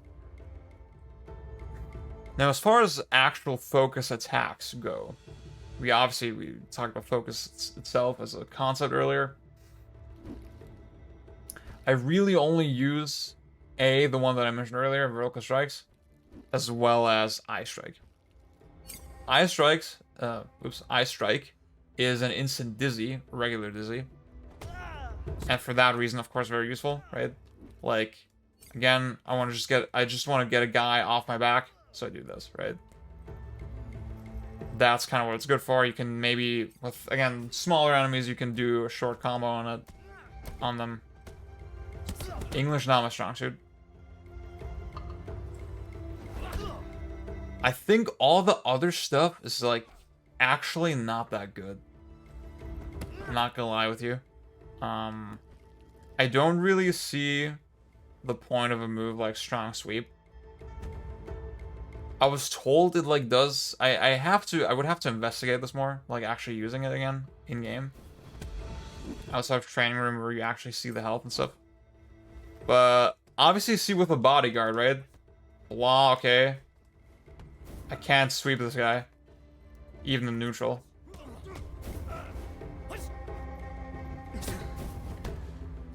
So this, it seems like logical to want to do this. But I disagree, because I can just do eye strike and then do this. Oops, okay. Okay, I was overestimating it. But like, you understand the general principle, right? Like, I do eye strike, I can throw this guy, then trip him, and I get way more out of that than I do with strong sweep, right? Obviously, I see a strong sweep is the kind of move that I see less experienced players opt for, right? Because it's just easy, it's instant free gratification, right? I knock the guy down, I have him off my back. But I would suggest you sort of move on from it as quickly as possible. It's not actually that useful. There's obviously double palm, which double palm is kind of cool. It looks really cool, right? And I can do the follow-up after it. I wonder how consistently this works. See, but like, as you can see, it doesn't seem to reset the guard memory at all, right? He's still gonna block. So, I don't think it's that useful either. I can just eye strike, then sweep, then palm strike, sorry. Now, there's like... Actually...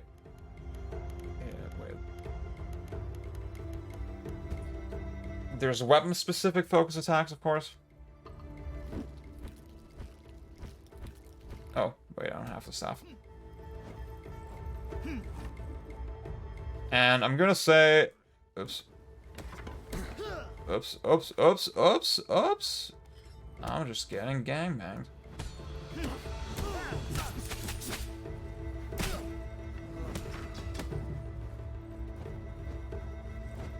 Where's the staff?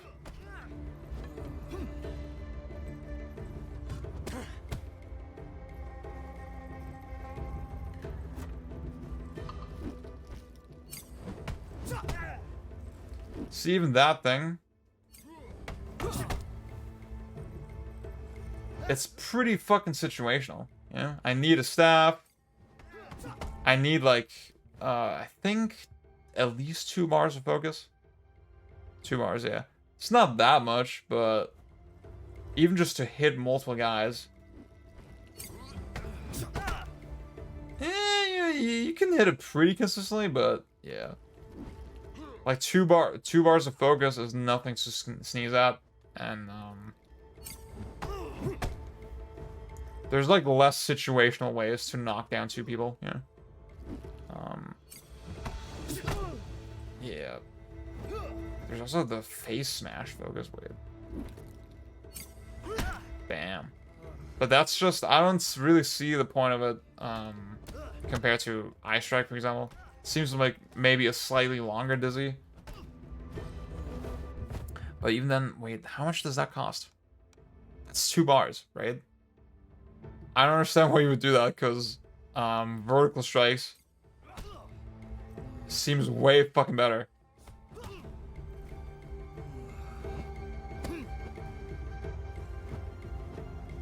Yeah, because for vertical strikes, it's the same cost, you don't need the bat. Yeah. So if you're gonna use focus attacks, honestly, keep it to eye strike and then vertical strikes, that's it. Okay, final section. I will go over some signature moves and possibly discuss some enemy strategies and maybe even dig into the scoring system a little bit. New scoring system that was introduced with the recent patch. And one thing that is really nice, they did add a lot of polish to the game with all these recent patches. Namely the fact that you can practice against every enemy in the game. And even change your number and stuff. Which is really fucking useful.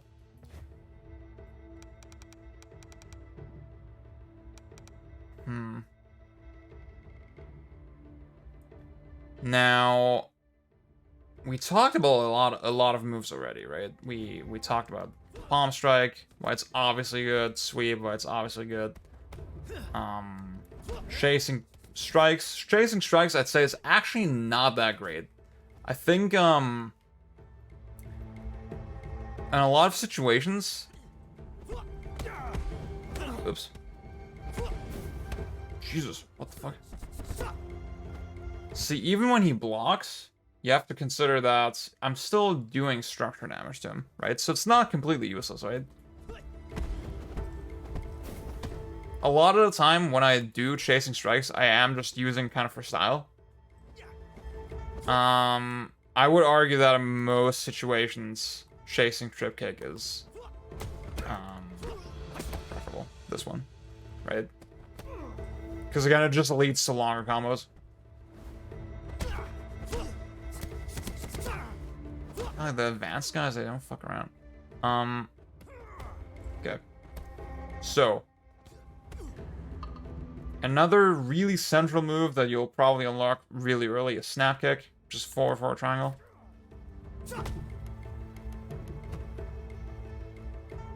The function is very obvious. Use it as a gap closer.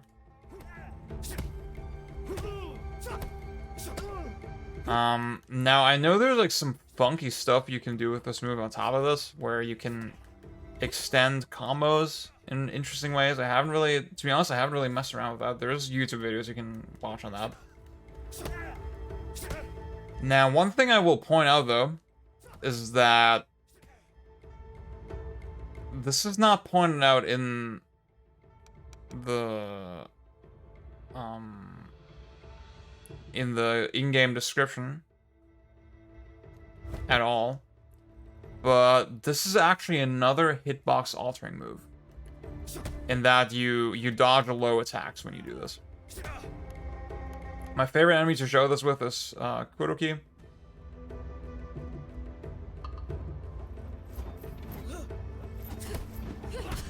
You see that?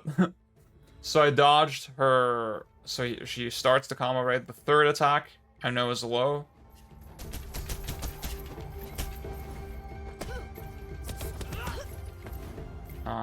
And then the attack immediately after that is high. So I know I can just do this.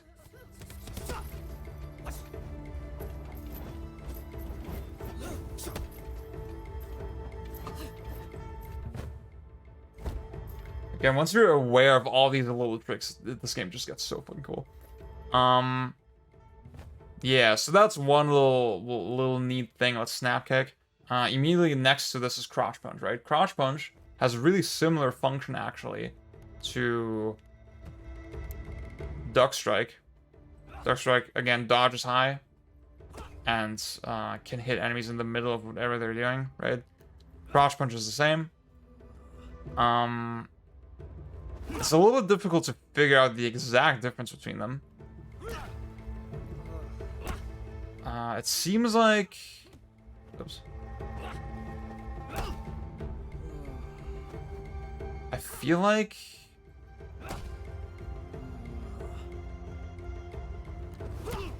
Let's see. Yeah, the Disney seems about the same on both.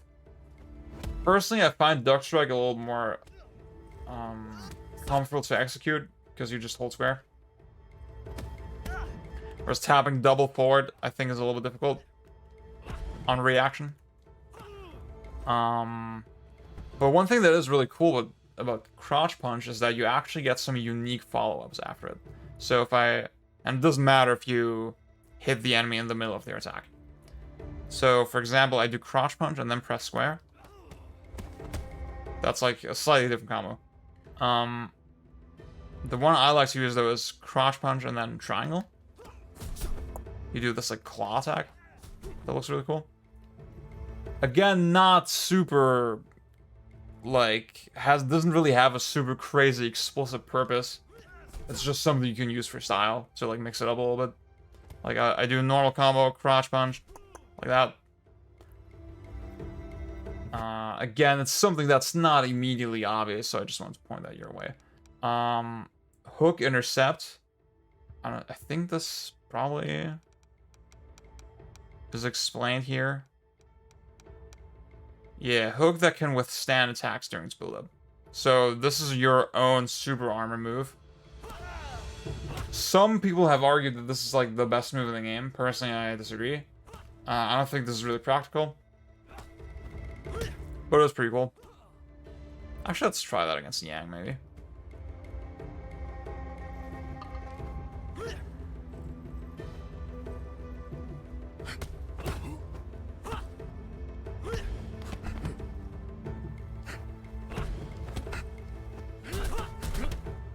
So yeah, like I'm taking hella structure damage, taking hella health damage.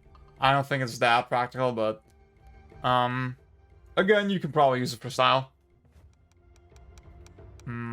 Charge back fist, in my opinion, is the best move in the game. We've already talked about it. So I won't go over it again, but the fact that it just tears through everything with almost without exception is kind of insane. And like if you just get really good at timing it, like I like unlike me, I should say, yeah. I could see that turning the entire game trivial, right? But again, it's pretty difficult to master the timing, so I really like that balance of it. Yeah, Flowing Claw, we talked about that as well.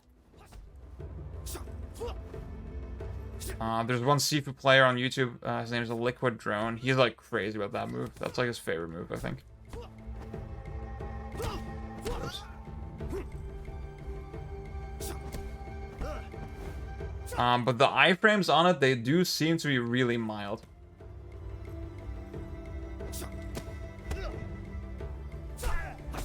See if I, yeah. If I want to be safe, I should probably do the leg sweep follow-up. Because again, it will protect me from high attacks. So another thing Flowing Claw lets you do is it actually has unique follow-ups that are available if you press either square or triangle right after you do the move. So again, as an example, I did the move, I turn around, now I press triangle, and that's not super different from just pressing triangle normally, right? It's a different animation, but it's really just kind of a turnaround. Let's see what happens if I press square. Yeah. Again, not super different from a regular punch. But if I press the buttons a little bit faster, let's see what happens if I press triangle after Flowing Claw. Bam! I do an instant roundhouse.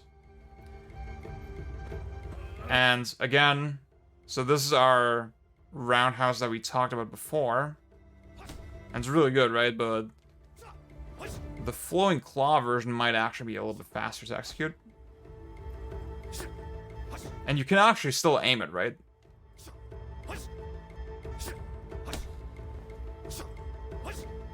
So if let's see if I have multiple enemies around. Yeah, like that.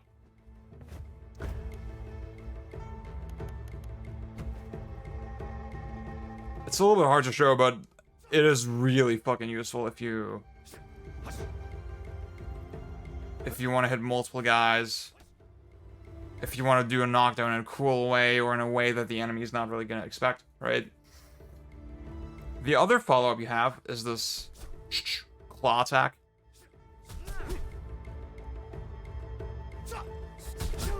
And yeah, that one can just be a really nice way to get back in. Again, it looks really stylish.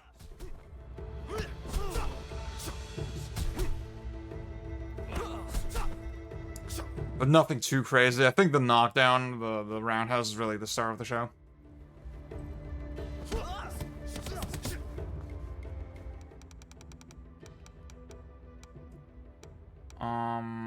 Inward throw is... Oh, is Parry? Wait, what? Oh, okay, yeah. Okay, now I get it. Yeah. That's what it is, right? You can trade positions. Now, I often do this unintentionally. I mean, you do have to press forward when you dodge. So it's, you know, it's probably easy to use intentionally if you're not an idiot like me.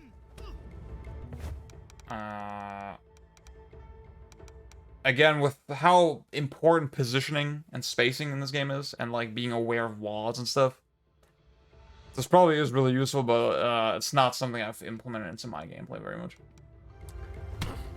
Okay, so you just saw another move that I want to point your attention to is pushback cancel. And it does exactly what it says. If I'm pushed back, I hit L1 and down to stand my ground, essentially. And that is way more useful than you would expect.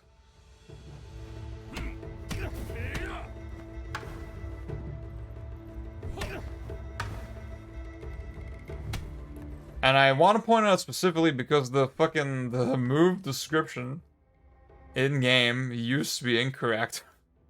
It used to just say L1 while pushed, but it's actually L1 plus down. And you don't really have to time it that hard. Say just hold L1 and then press down as early as possible. That's kind of it. I sort of touched on sidekick a little bit.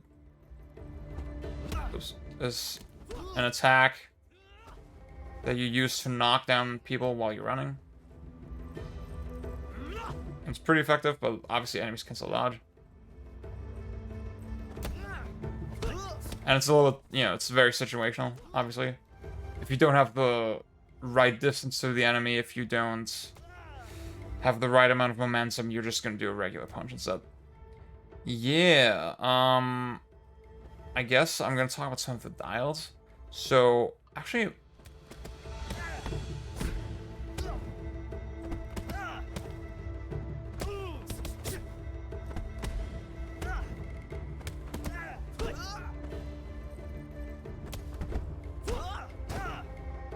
So, this attack, square, square, triangle. It seems to interact with, just guards from enemies as well, in a way.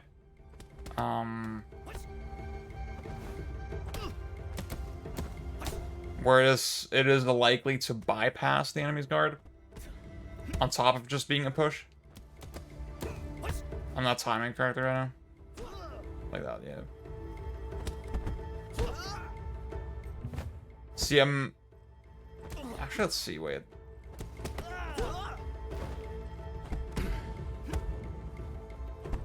Oh yeah, see, I think just now, he parried a little bit earlier, because the wall counted as a hit. It's pretty interesting.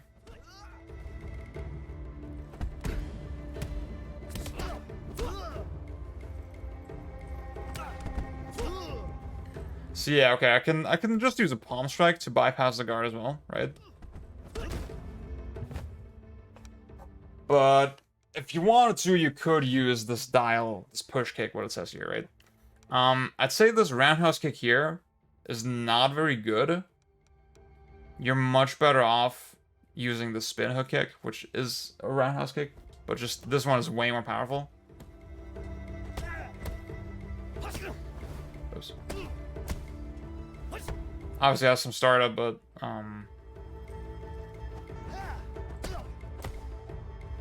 this one actually does knock people down when it hits, and just has a wider hitbox. I did actually, when I did some of the challenges in the game that were added with the latest patch, this is a move that I actually relied on a lot to crowd control.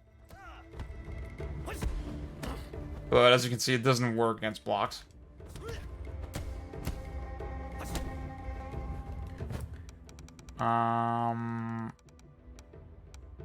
I'd say, yeah, kind of like I hinted at earlier, since you can just do palm strike and leg sweep at any point in your combo, a lot of these dials are not super crucial. A lot of them just kind of look cool. They're just slightly alternate ways to do certain things. I'd say the most interesting ones for sure are raining strikes. Raining strikes is, I think, the most damaging, just basic sequence in the game, right? If you don't want to do fancy cancels or anything like I showed you earlier, then this should be your go-to. Again, the push kick can be kind of neat. I'd say all the other ones are relatively obsolete. Again, this one looks super fucking cool, but it's really just a knockdown, right? Like any other knockdown.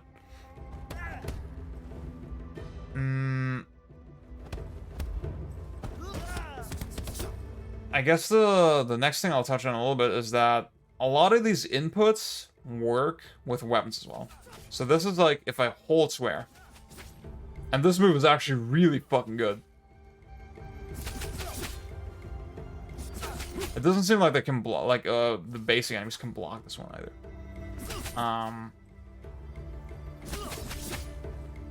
The knife has another special move where I wait. That looks so fucking cool. So you hold triangle and then you let go. And this move, obviously this does not work in the training room, but it basically insta-kills enemies. And again, it's sort of, it brings out the arcade character of the game, right? Where you can find certain things in the environment and that they're actually strategically useful in later parts of the game. I really like that element of the game. Once you have a certain amount of knowledge, you can really form this longer term strategy as you go through levels.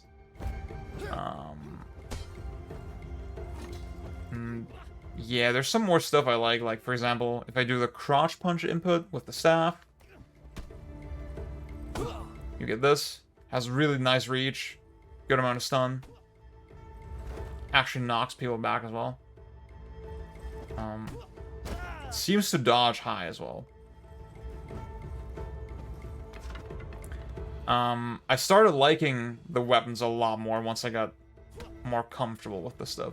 I should note that the functions of those buttons, they don't seem totally equivalent to your barehanded moveset, right? So this move, I don't think it dodges high at all, right?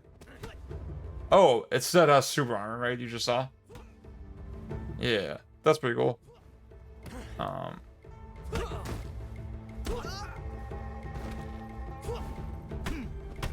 So that's something to keep in mind. I think the most crucial thing to get used to with weapons is that chasing moves do not work.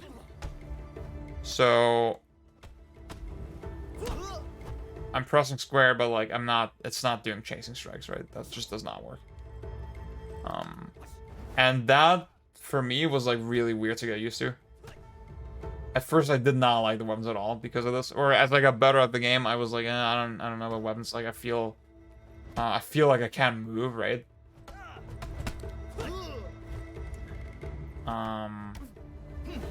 But there's interesting stuff that substitutes those functions, right? That I like playing with. So yeah.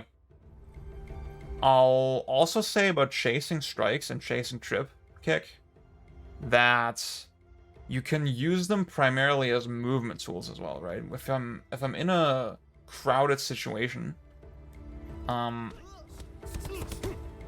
this is like actually a really fast way to just get away from that, right?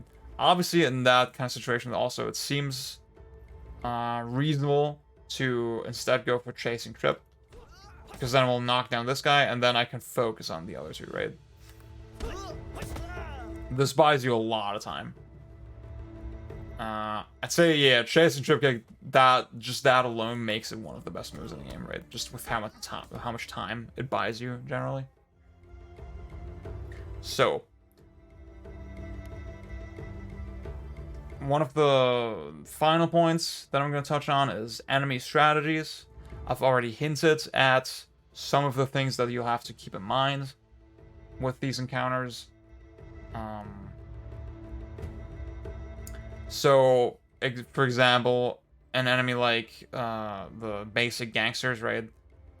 They exclusively use highs, it seems like. So, you can kind of throw caution to the wind. You can spam Duck Strike. Duck Strike is one of my go-to moves.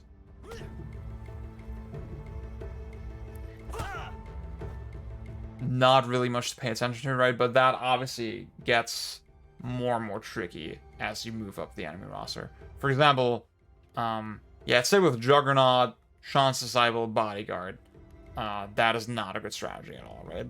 I'd say with those three enemies, I would focus largely on Charge Back Fist and just getting counter hits, right? And again, once you have a dizzy, you can just do whatever you want, right? Even you just saw he has armor. I keep hitting him. The game slows down to signify that eventually I'm gonna have to dodge, right? But I still have a lot of leeway there, right? I don't just need to stop my assault immediately. I can keep wailing on him a little bit while he's in armor, build up damage, and then eventually dodge and counter it. And again, like I said, while they're dizzy, you're super free to do whatever you want.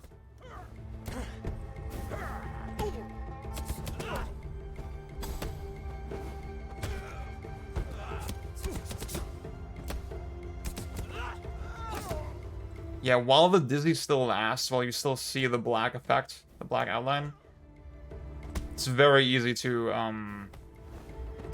just cancel your attack with a throw.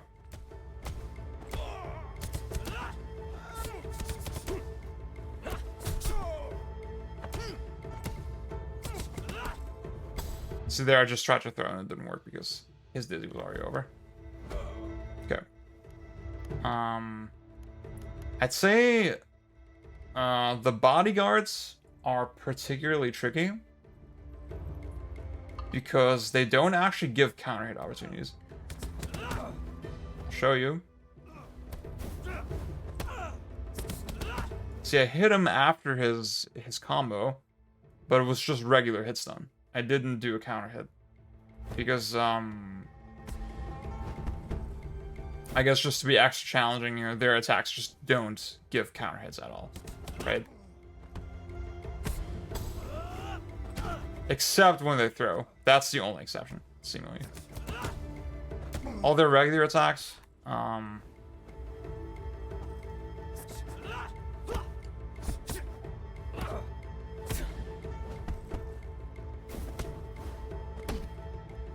okay, actually, I think I got a counter there as well.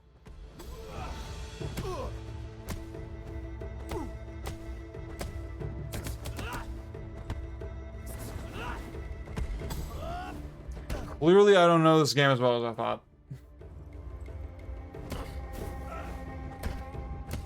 So yeah, this attack, this kick, gives a counter hit. But a lot of their punches don't. And I think that makes bodyguards kind of uniquely tricky. And that's why I tend to focus on charge back fist with them a lot. Yeah, with the disciples, it's a little bit different, right? They do give counter hits. Very regularly, very reliably. But even with them, charge back fist is your friend. I guess, like, I'll say, when enemies are knocked down...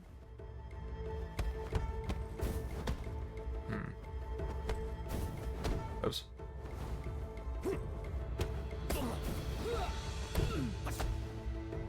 Obviously, you can do the down punch, but sometimes it's just cooler to do another sweep instead. It will still hit them. And just look swag. It's like the ultimate disrespect. Like, huh? I don't even need the down punch, you know, I don't even care. Oops.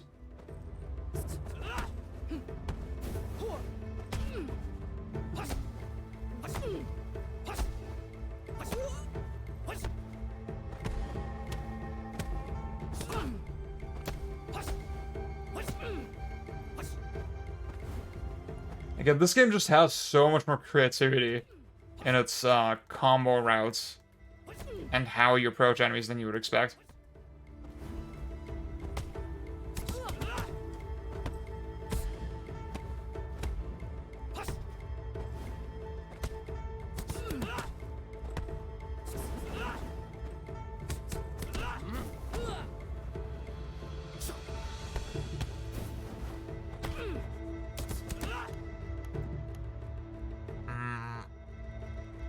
So I'm kind of waffling over if I should talk about the bosses. I already showed some stuff with Sean and Kuroki and Yang, and also it's a little thrown off by the fact that I'm on master difficulty. So you know what? I think I'll let you figure that out yourself. I'll let you figure out the bosses yourself. There's enough guides for that. I think it's not. Again, my goal was just to give a mindset guide, you know, how to approach the game itself. The one thing I can illuminate that obviously because it's exclusive to this recent patch, it wasn't there at launch, is the new scoring system. So I'll head into the first level to. I didn't actually want to quit the game. That was a mistake. I'll head into the first level to show you that. I'll probably do cut, whatever.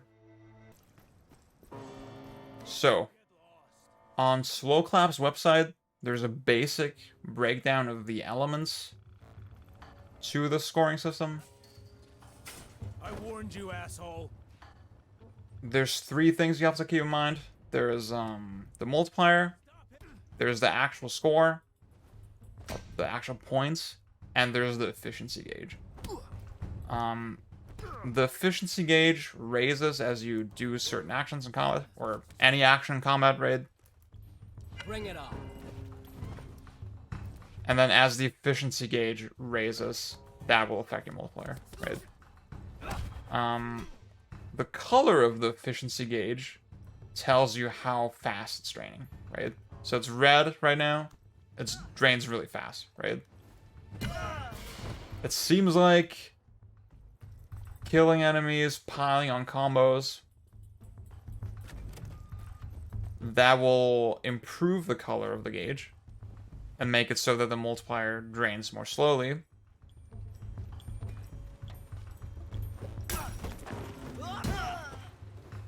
This is like a little bit hard to show right now, though. Yeah, now it's yellow. Oops. Let's go into the next battle. It should still be yellow when I go in there. Yeah, see, now it's draining really slowly. And now it's slowly getting red.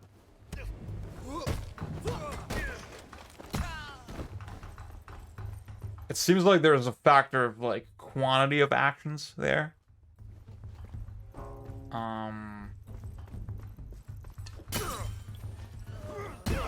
So doing a lot of actions back to back without getting hit, that seems to improve efficiency. Now, there was a recent hotfix to the game that changed a couple more things that I actually think make the scoring system even more interesting. And they have to do with the multiplier. Basically, taunt and defensive actions exclusively dish out efficiency, right? They raise the efficiency gauge, and in turn they raise the multiplier, right? Now, actually, well, okay, I made a small error. It seems like just defending all day will not improve the color of the efficiency gauge. You will keep raising the gauge, but it will stay in the red, and you can't just You're looking to score something? maintain its value just by being on the defensive all day, right?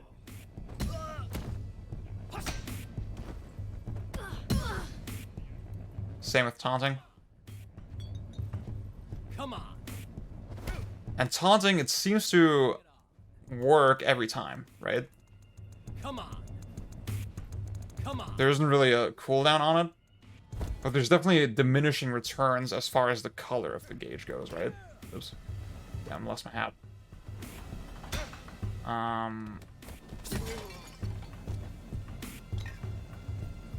And I really like this dynamic. That there's a really distinct function to the taunt, for example, now.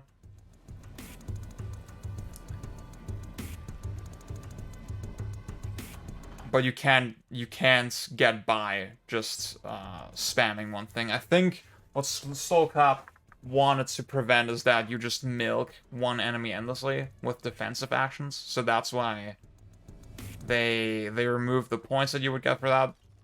Same with taunts, right? Obviously, you can't milk enemies endlessly with attacks because eventually they're gonna die, right? Now, about attacks themselves, there is a decay on the amount of score they give. Make me bust this. Check this fucking clown out. Help you I don't think I've ever triggered this dialogue, dude. Yes, get out of my way. Looks like What the hell, dude? I've never triggered this dialogue before. That's crazy. So this is actually a really bad situation to show the scoring system in, so I'll just restart. So, with all that information about how the scoring system works, right?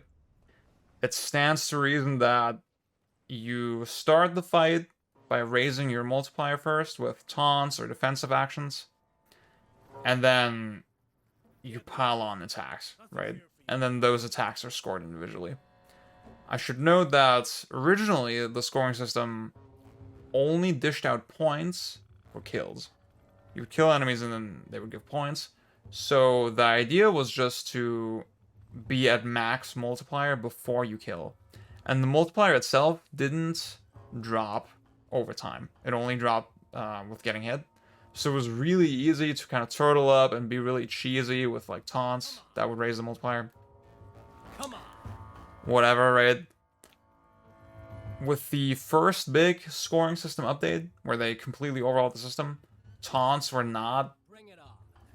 the super important thing, right? They dished out a couple points, and they had a really heavy cooldown. You couldn't really use them over and over again. Not really that useful. Now with this hotfix, I think they found a really good balance, right? Where you still have this dynamic a little bit where you taunt a lot to raise the multiplier, but then because of the efficiency gauge, it will drop just as fast if you don't attack, right? And I really like that dynamic. Now, I will not be raising the multiplier at all because the next thing I'm going to try to show is the score decay. So if I use attacks repeatedly, the amount of points that that attack dishes out will actually lower over time, or lower with every instance of that attack. So punch gives 7 points. So now I'm at 12 points. So we know that second punch gave 5 points, right? Oops. Third punch gave 4 points. 2 points. 1 point. Let's see what happens if I press triangle. Okay, see, I got points for the kill. Wait. So, press punch.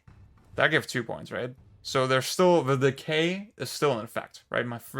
Remember, my very first punch gave 7 points, and then this punch just now gave 2 points, so, and in between we had 1 point, so it's going up again. Or it went up for a little bit. If I press triangle, what happens? That gave 10 points. That's 8 points. Regular punch, 5 points. So this to me is a big mystery. I don't understand the exact math behind this, right? Clearly, there seems to be an element of, okay, I think my running theory is that every time you do an attack, it decays the score for that attack, right? And then you have to take a certain number of actions to reset it. It's not, it's, you have games like Bayonetta, for example, where you do a Wicked Weave to reset the entire score decay, right? It's really simple. It's really this overarching one solution that works very consistently. Here, it seems like no, there's no single action that resets the entire decay. It's more like on an individual level, and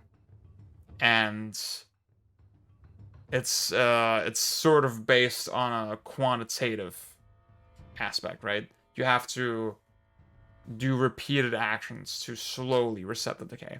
That seems to be how I understand it. Now, in practice, I think if you're going for statues, which we're going to talk about a little bit soon, it's actually not that punishing. I've had a pretty easy time meeting that threshold, but I'm also pretty good at the game, so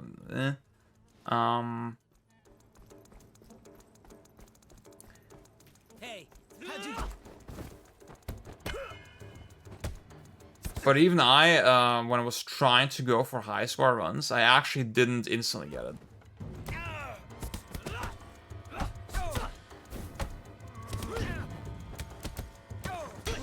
I actually Insane. needed a couple tries to, oops, get the high score right. So there's definitely some depth there. Now, I guess the final thing I really want to talk about is this meta upgrade statue system, where for each run you can get a set of temporary upgrades that are based either on XP, score, or age. So if I hit a certain age, these upgrades will be locked off, for example. I would suggest on most playthroughs, the most important thing to upgrade is parry impact for boss fights. Especially for the last two bosses. A lot of the damage that you'll be doing is via parries. This upgrade makes it so that with every parry that you do more structure damage. So this one is really important. I would also suggest getting some structure regain so that you heal more of your structure when you weave dodge attacks. We talked about that whole dynamic earlier as well. Focus regain, kind of same token. Obviously, focus is a thing that allows you to get free damage, reset situations. Really useful from that angle. The other thing I like to personally do is I like to get I like to get a full extra focus bar in the first level. Because obviously we talked about vertical strikes. That gives you a guaranteed super dizzy. That really speeds up or makes a lot of the boss fights way safer. And I guess, again, I mean, you probably know this, but like, shrines heal you, right? They will heal your health if you use them. So that's, once you know the level 12, that's a cool thing to kind of shoot for. If you know, okay, shrine is coming up, I can kind of afford to get hit a couple times. Yeah, I think that's it. I think we're at the end of our little guide. Not gonna lie, this was way more effort to put together than I expected. I'm still gonna have to edit this shit, of course. And I'm also worried that maybe some things did still get kind of lost in the sauce. I did try my best to structure this guide in a way that is logical and to not fucking trip over my words too much as I explain things. But yeah, I hope I'm providing a genuine service to people with this. I hope this actually is helpful and helps people enjoy this game more like I did. Or like I continue to do. This really genuinely is my favorite action game of the last couple of years.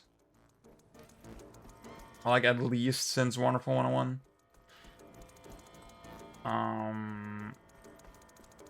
And it's my goatee, and I think you're fucking up if you're not playing this. Yeah. If you have more questions about SIFU, let me know. I would love to answer them.